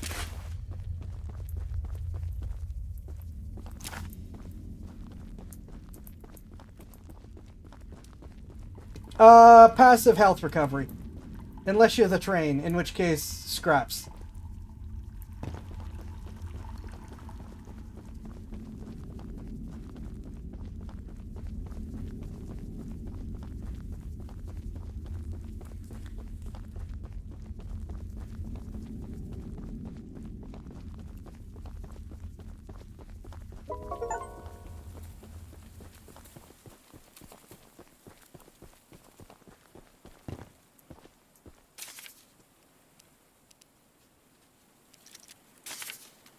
I always go, well, I say always, I've played this game once.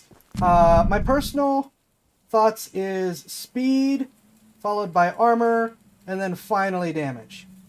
The flamethrower does a decent job of just keeping him slowed down.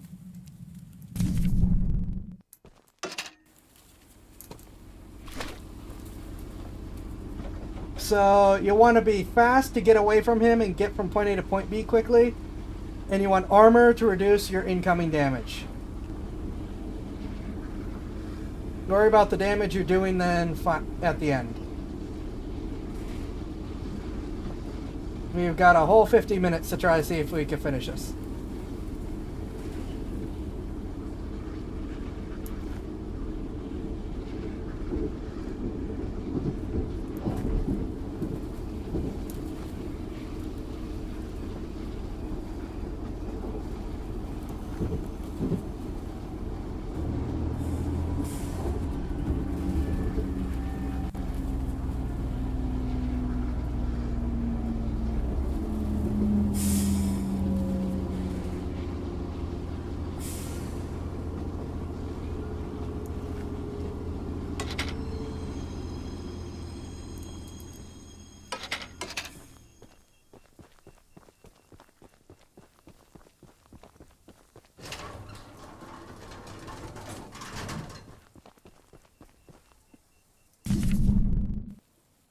Okay.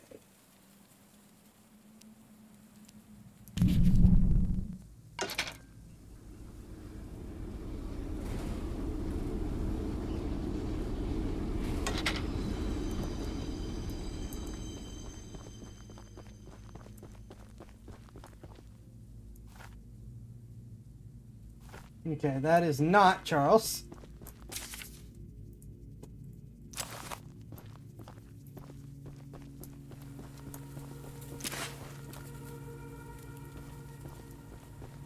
That is the music. That is Charles!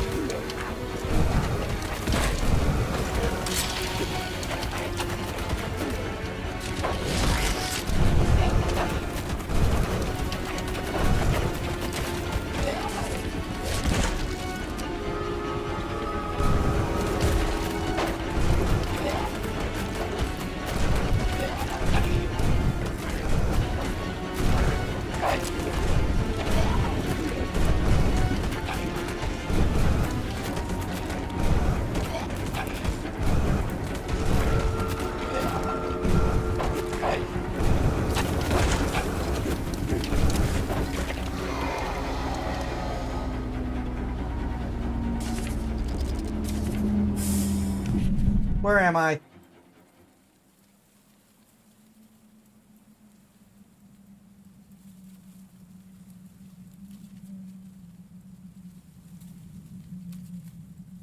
No, I think I just kind of got to run the circuit at the moment.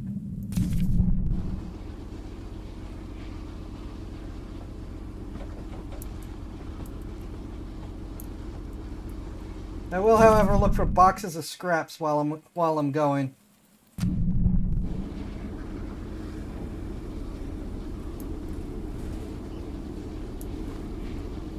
We are not worrying about the temple right now.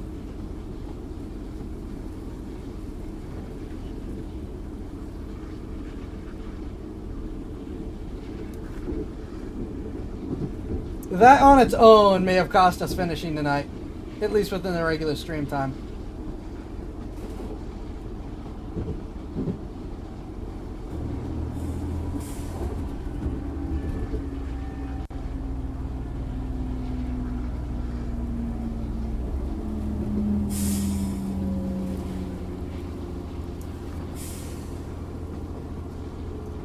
Here's where we started.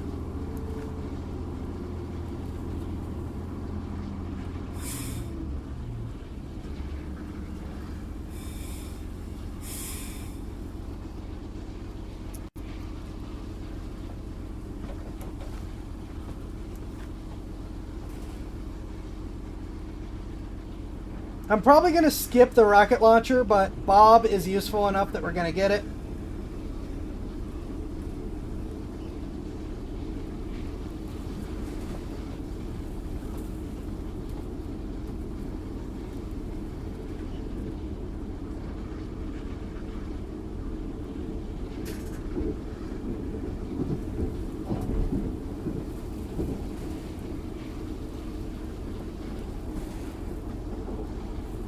Bob is a twin-link 20mm gun that you can get in this game.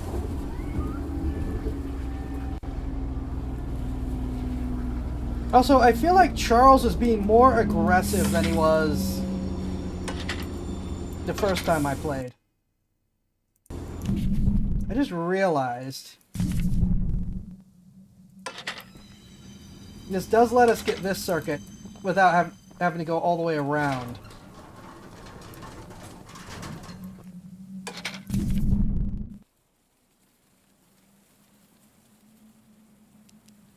So that's a bit of a bonus.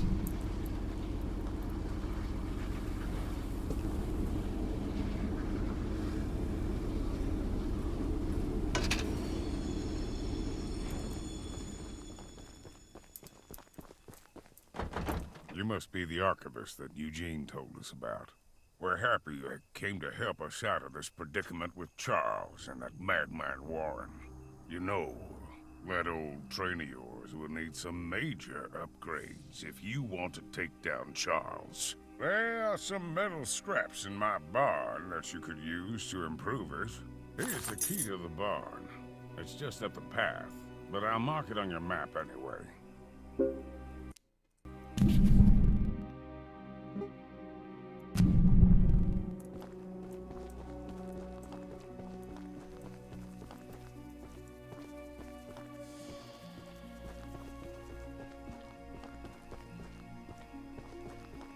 I keep thinking I see scraps.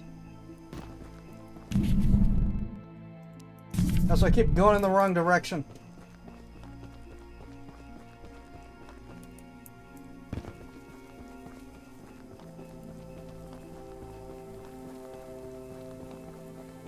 I should have moved the train up.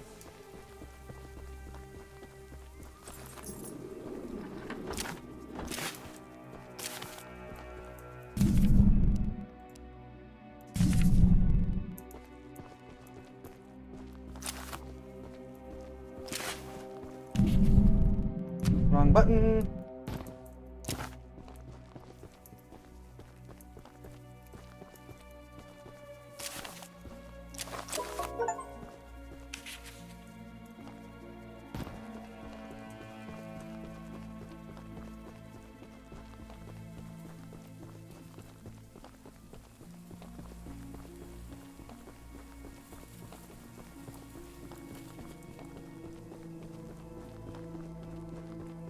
Also, you note the train actually physically updates as you go.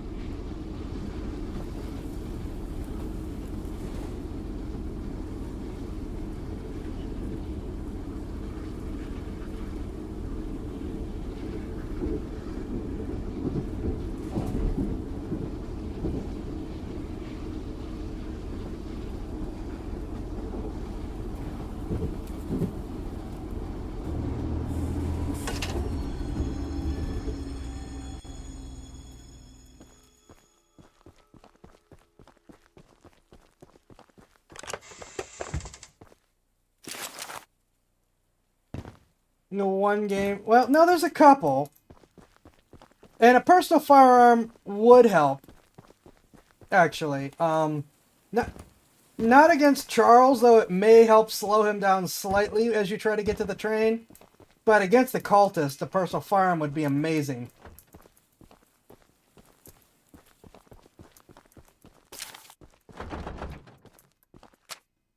Pickles.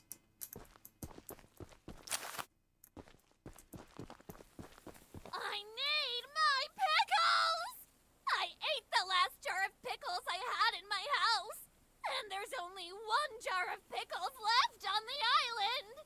My secret jar of pickles, locked away inside my pickle cave. I would have gotten them hours ago, but I lost my pickle key. Someone else on the island might have some lock pickles. I mean, lockpicks.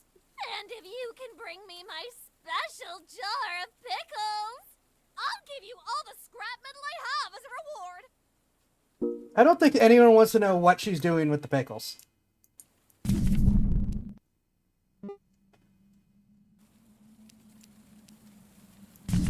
Charles is clearly not yeah.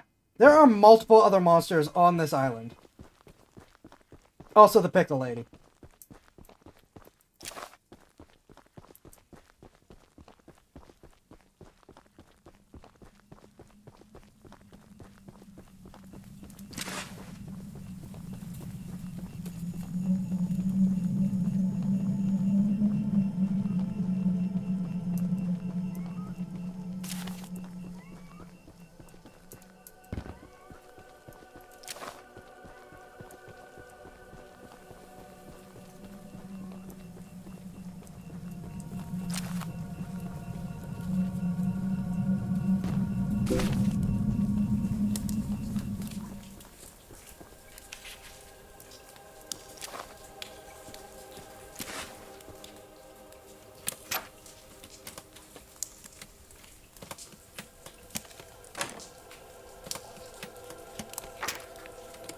Still on Cthulhu train. Well, I mean...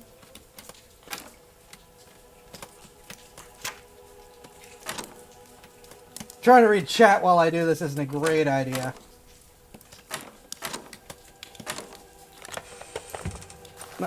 Swamp monsters, mind controlling spider eggs, but the prickle lady, she's scared. Yeah, that's about right.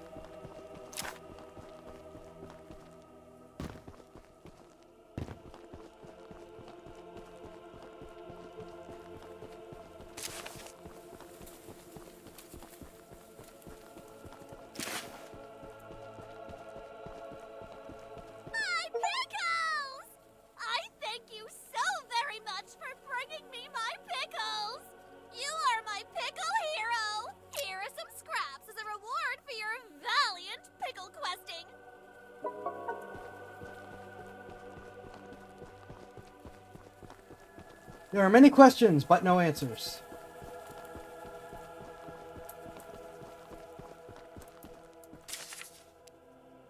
And look at how many scraps she gives us.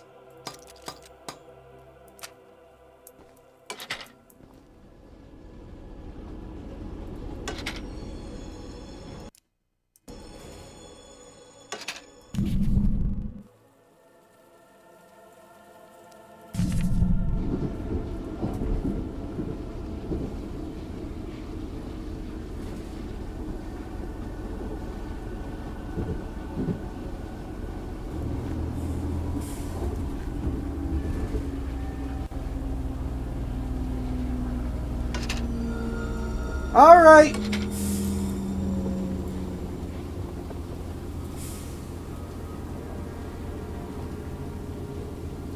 I heard Charles. Where is he?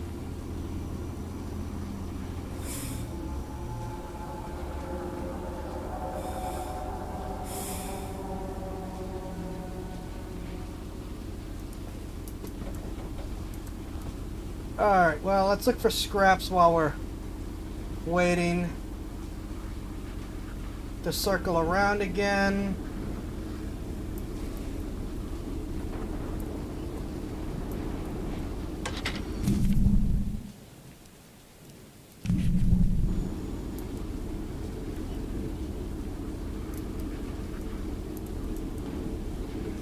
I'm gonna regret this.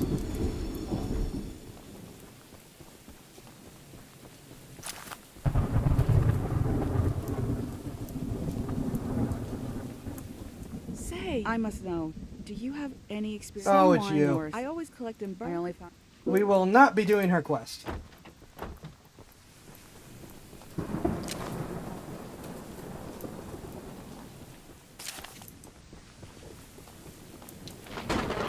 The Slender Man game that was shoved into this evil train game takes too long.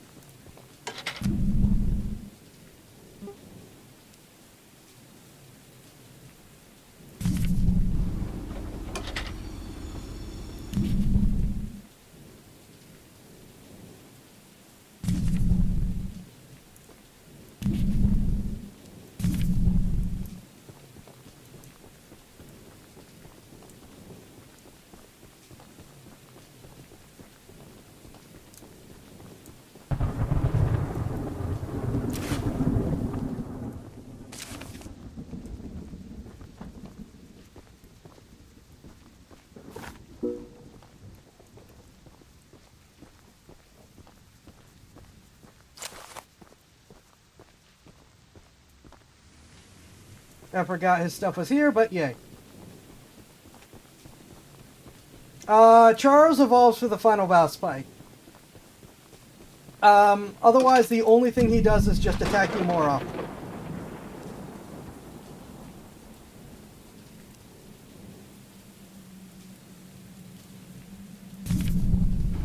You know what? Maybe we'll, see if we can sneak away with some of these other quests while we're up here.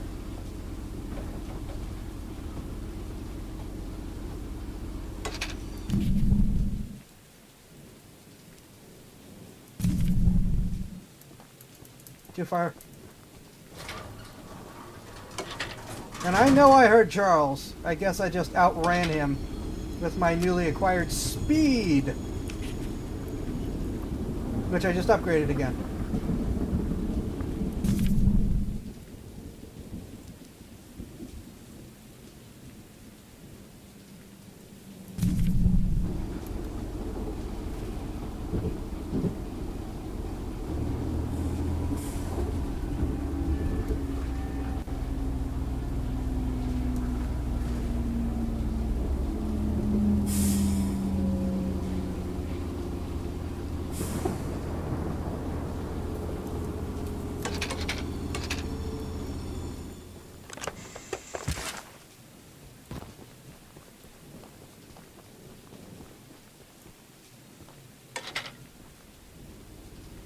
Yeah, we're not looking for 100%.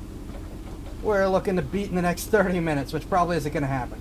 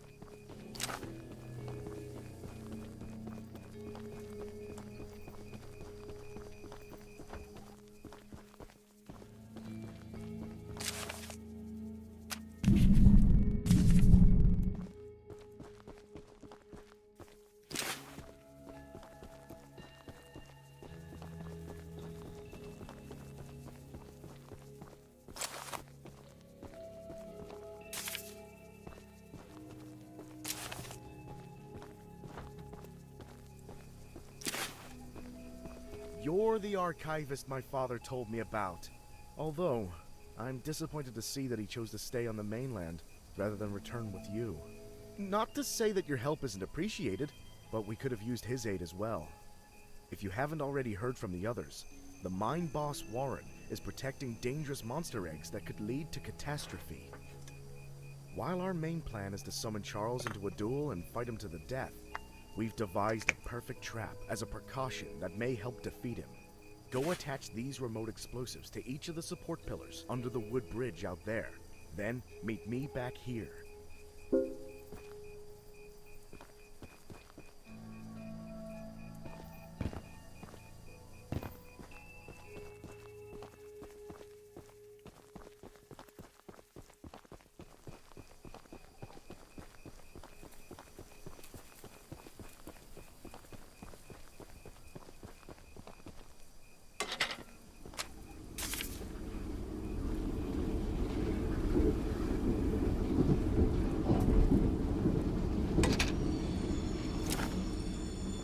Too far, too far.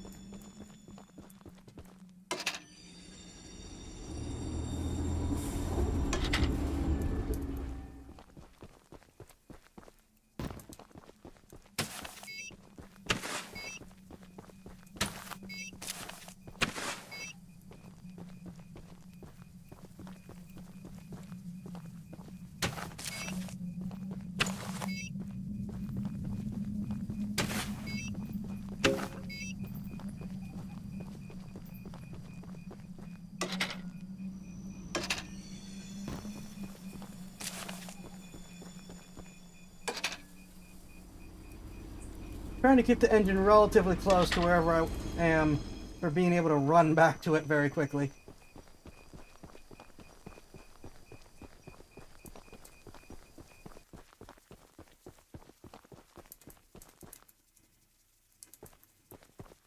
That's the tallest and weakest bridge on the island. So if Charles ever crosses it, we can blow him sky high. I'll be on standby to detonate the charges, but it's still up to you to summon and fight him. Here, take this. It's the key to the temple. Once you think you're prepared enough, you can break in and fight the battle of a lifetime.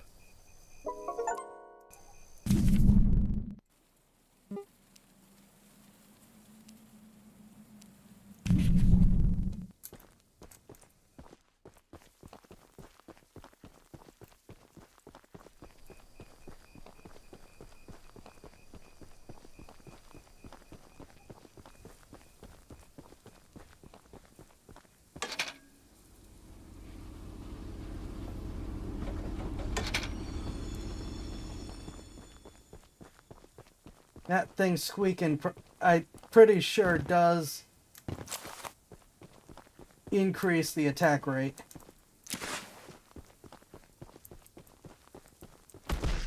Ow. So, the fabled hunter has finally arrived. You know, my late husband built a gun to help fight Charles, but Warren's goons stole the barrels and took 'em up to their camp. Bob was such a brave man, much braver than you, I bet. If you take what I have left of the gun and steal back those other parts, you can put it back together to use against Charles. Just do me one favor, will you? If you do end up using it, name it Bob, in memory of my honey.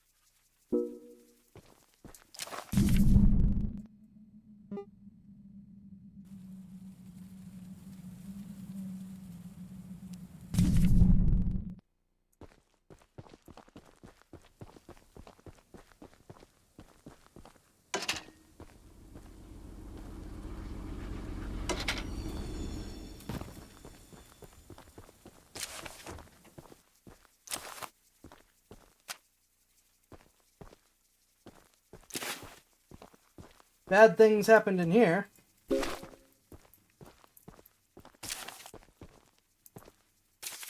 God is very mad. I think probably Charles, maybe devil. 96% certain. Always sneaky.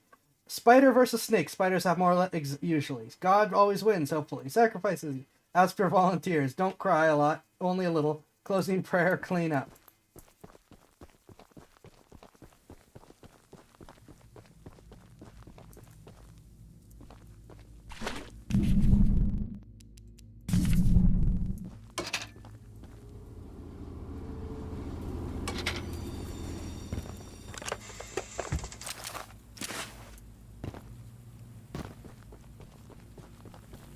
Archivist, in all your radiant glory, Paul entrusted me with a key to one of the mines containing an egg. But before I give it to you, I have to warn you about something.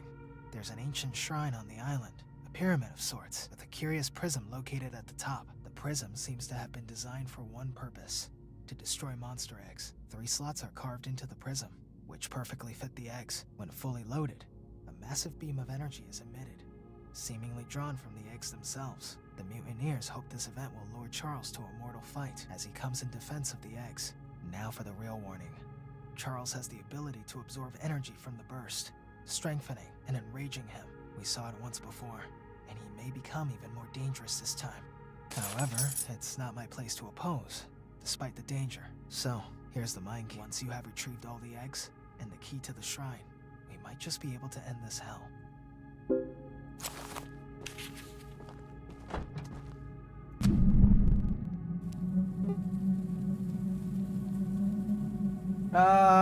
I'm not... Being on a time deadline, I'm not gonna go down there. We're gonna worry about this.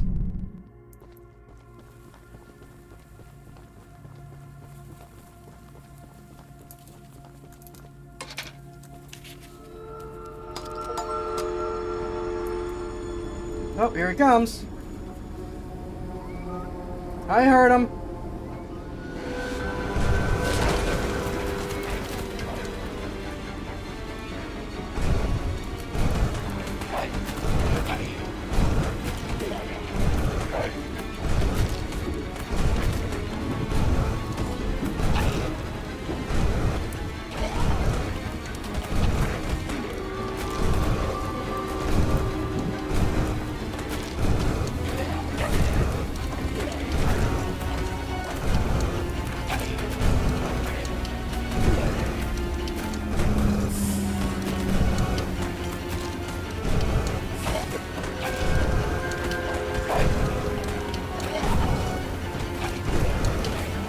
Not a lot I could do about this right now.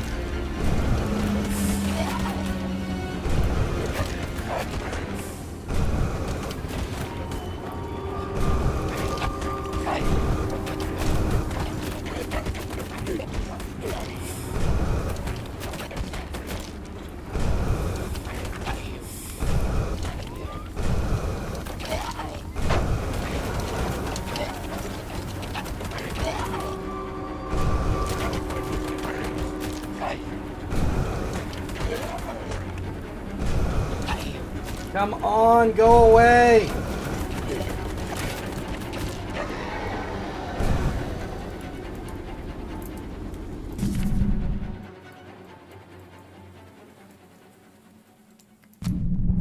Let's try this for a third time.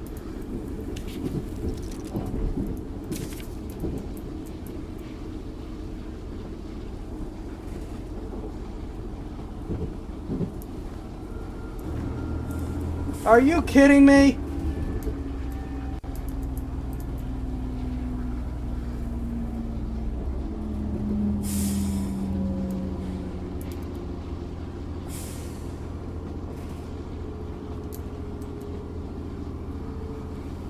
I heard that darn whistle.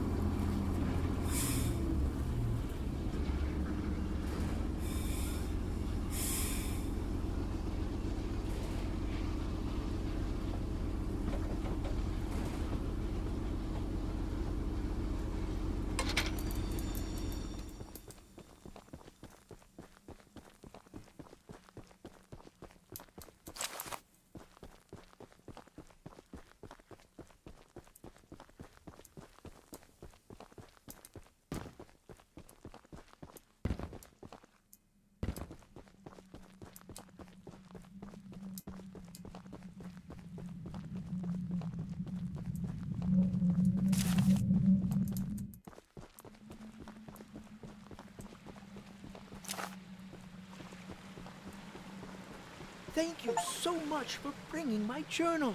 I would hope, for your own good, that you didn't peek inside. But, here are those scraps I promised. Technically, we were supposed to talk to him, get the journal, come back and talk to him, but Charles chased us away twice, so we just grabbed the journal and appeared with it, and he's like, oh, cool, thanks. I don't remember talking to you, but I must have, so here's some scraps.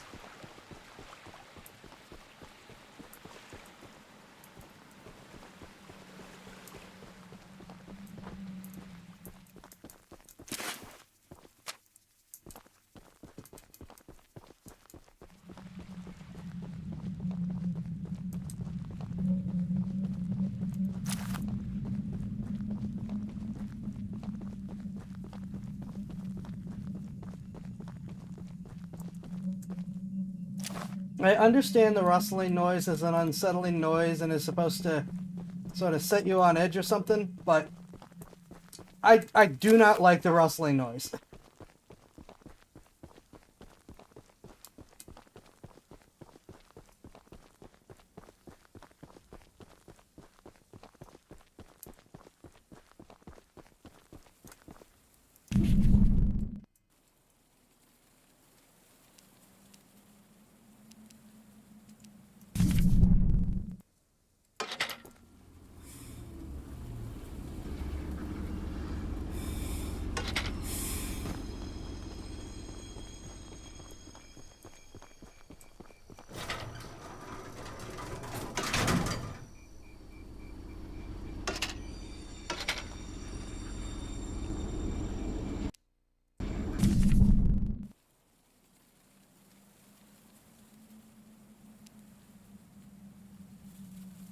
I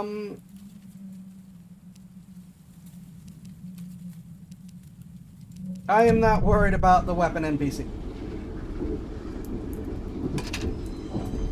He has the rocket launcher, which is cool, but not practical to get with the time we have.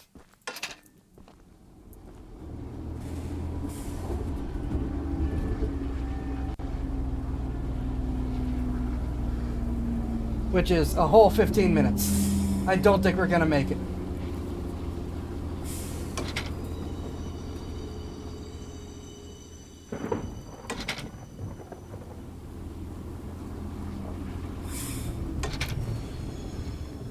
I will, however, steal scraps from his place. All one of them. 2 of them.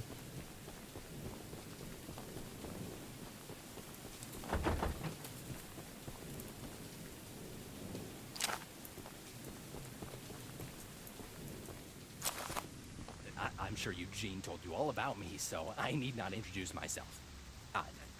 Name's Greg, by the way. In case you haven't heard already, Warren, the mine boss, is keeping 3 monster eggs locked away. We're unsure why he wants to protect the eggs.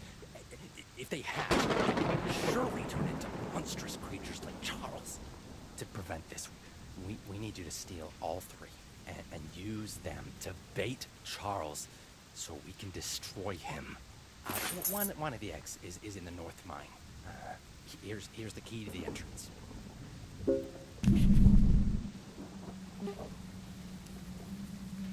Cool. I'm not gonna bother going there. I'm not worrying about over there because of all the stuff we have to do to get there.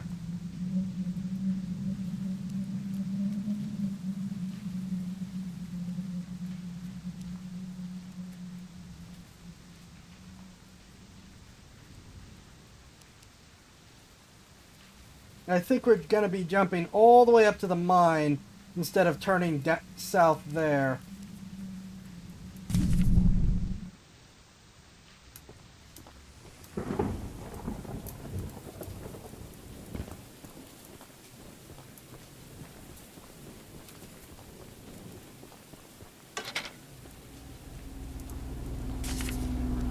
Oh, cool.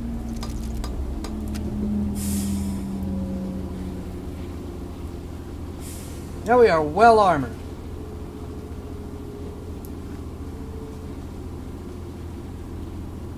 We're still kind of crap on damage, but like I said, I tend to think speed, then armor, then damage in this game.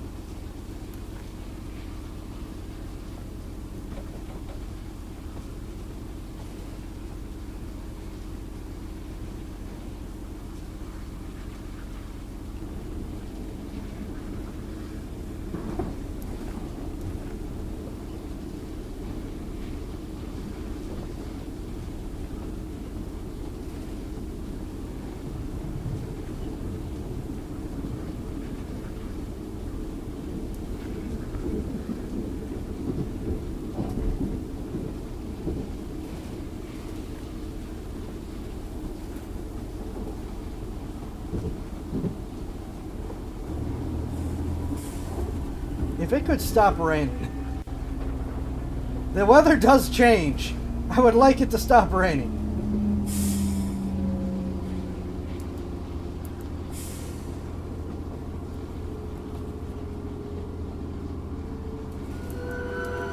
Oh, alright, never mind. We're doing this.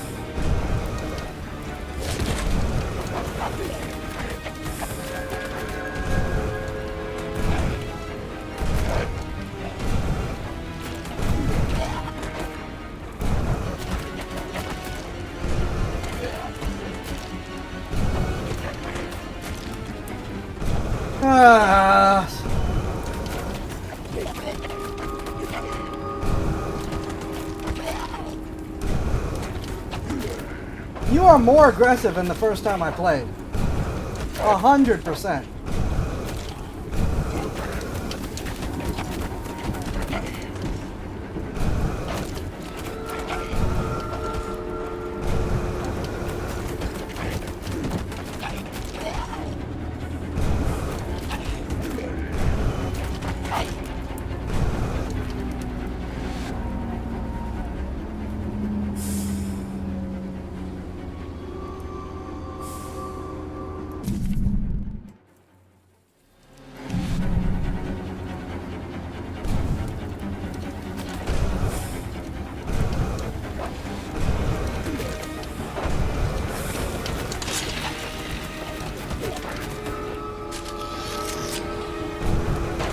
Yeah, that's... We've got 10 minutes. There is no way we're doing this.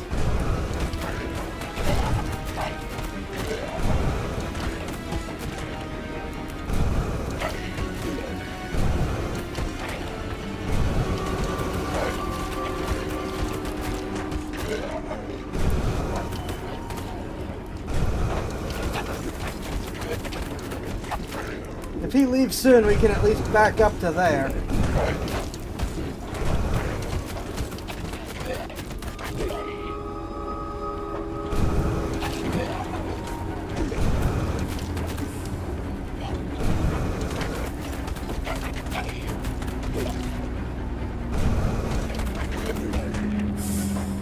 Well, it was wishful thinking.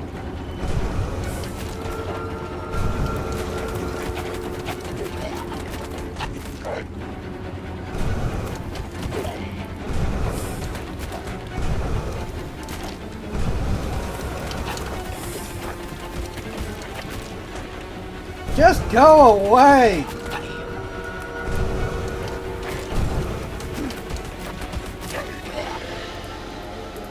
Oh my gosh.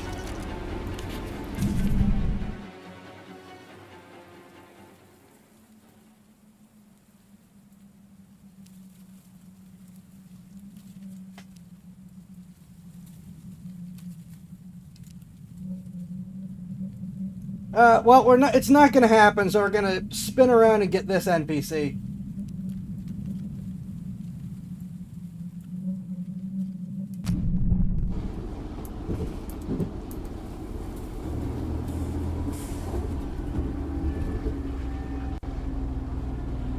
Nope, that is the end of that. There is a 0% chance I can do this in time, and I am not. Going for much longer than the regular stream time. I am tired. We will see. I can make no promises. But we will see about me doing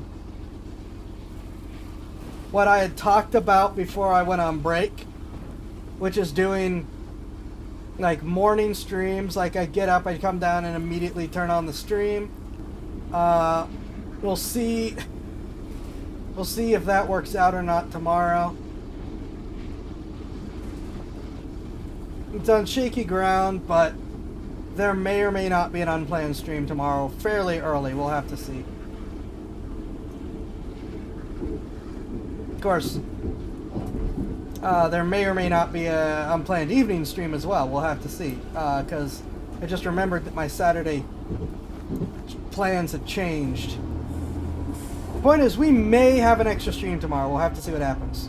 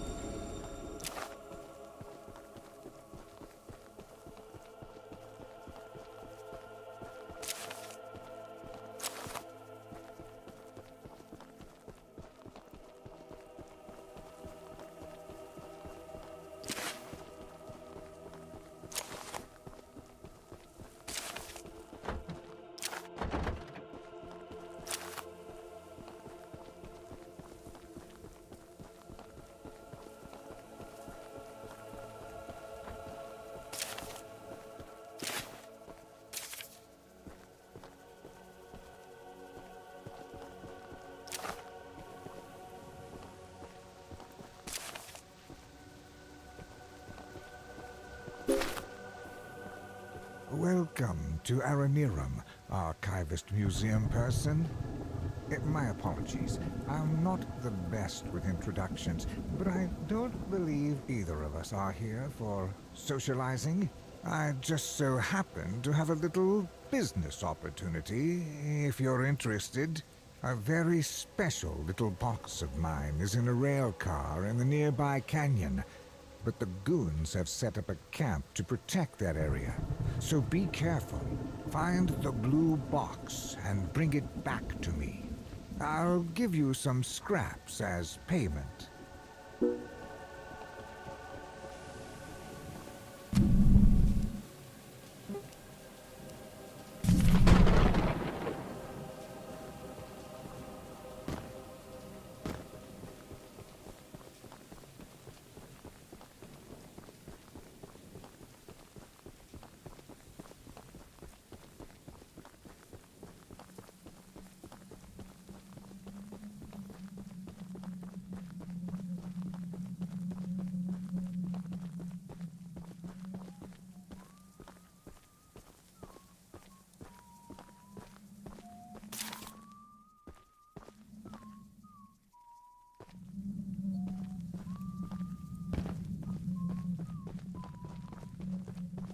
You're in the wrong place, my friend!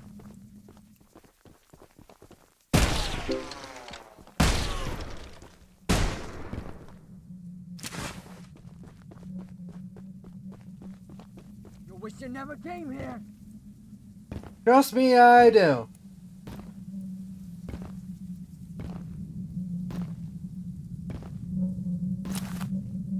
No one can hear you screaming out here! That's right, follow the bunny hopping idiot. You better hope you're fast!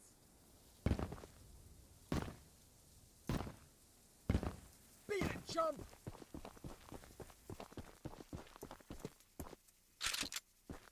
I'm gonna shoot you! Really?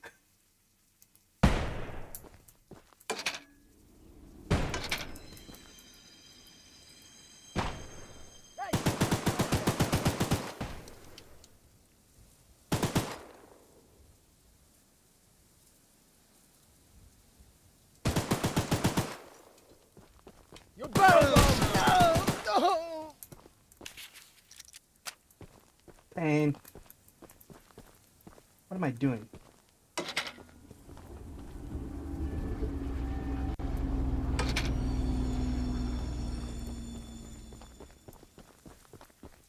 That's the exact box I needed. Now take these scraps and skedaddle.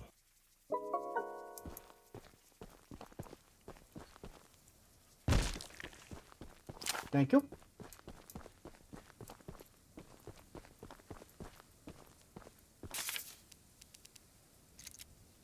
There we go. Armor is now complete. What?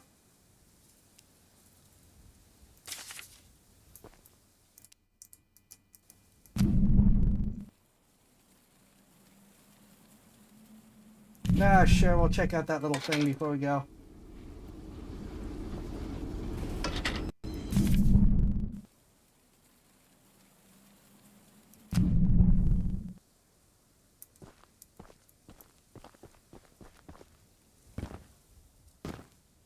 Yeah, some of the quest givers are really generous.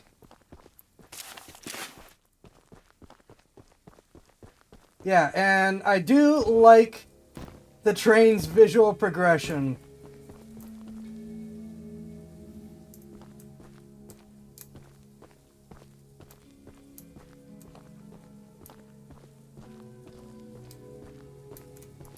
As you upgrade it. That is a really nice touch. Okay, I see some scraps there.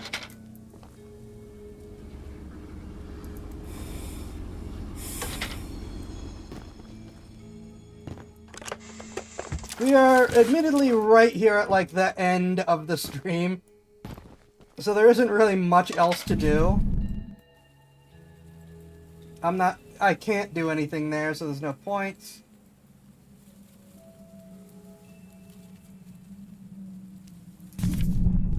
yeah, I guess as we ride along, I will say my goodbyes for the stream. Again, if Unstoppable Domains, you can find a link with some credits on my solo. Zyfax.wallet should be compatible with most wallets for donations that way. Just again, plugging my own stuff. But yeah, it's just, we need to do something about the monopoly the banks have and their ability to enforce censorship in a way that bypasses current free speech, free expression, free anything laws.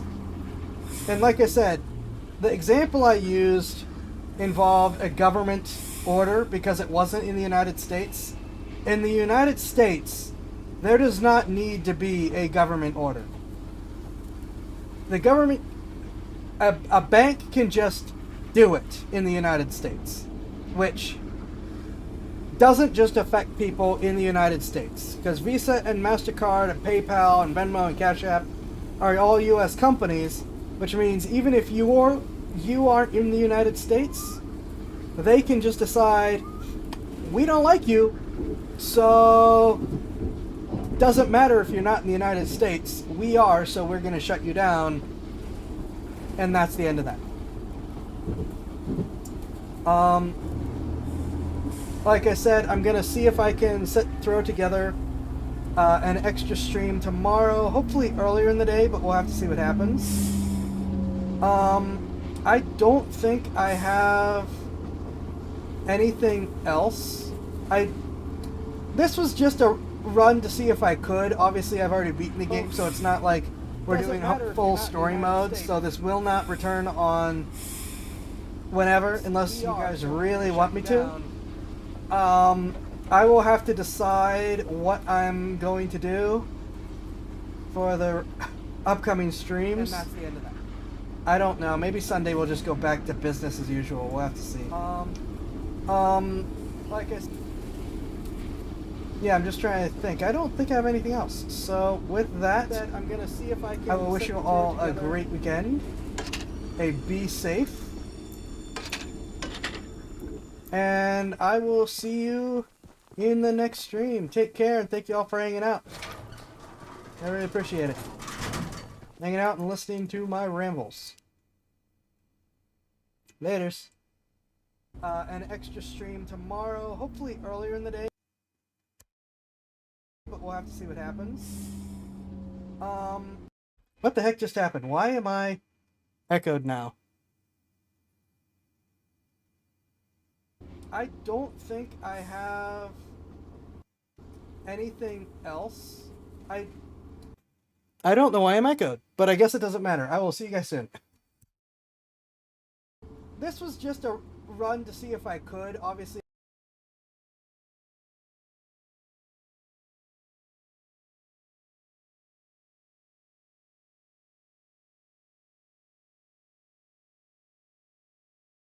I've already beaten the game, so it's not like we're doing a full story.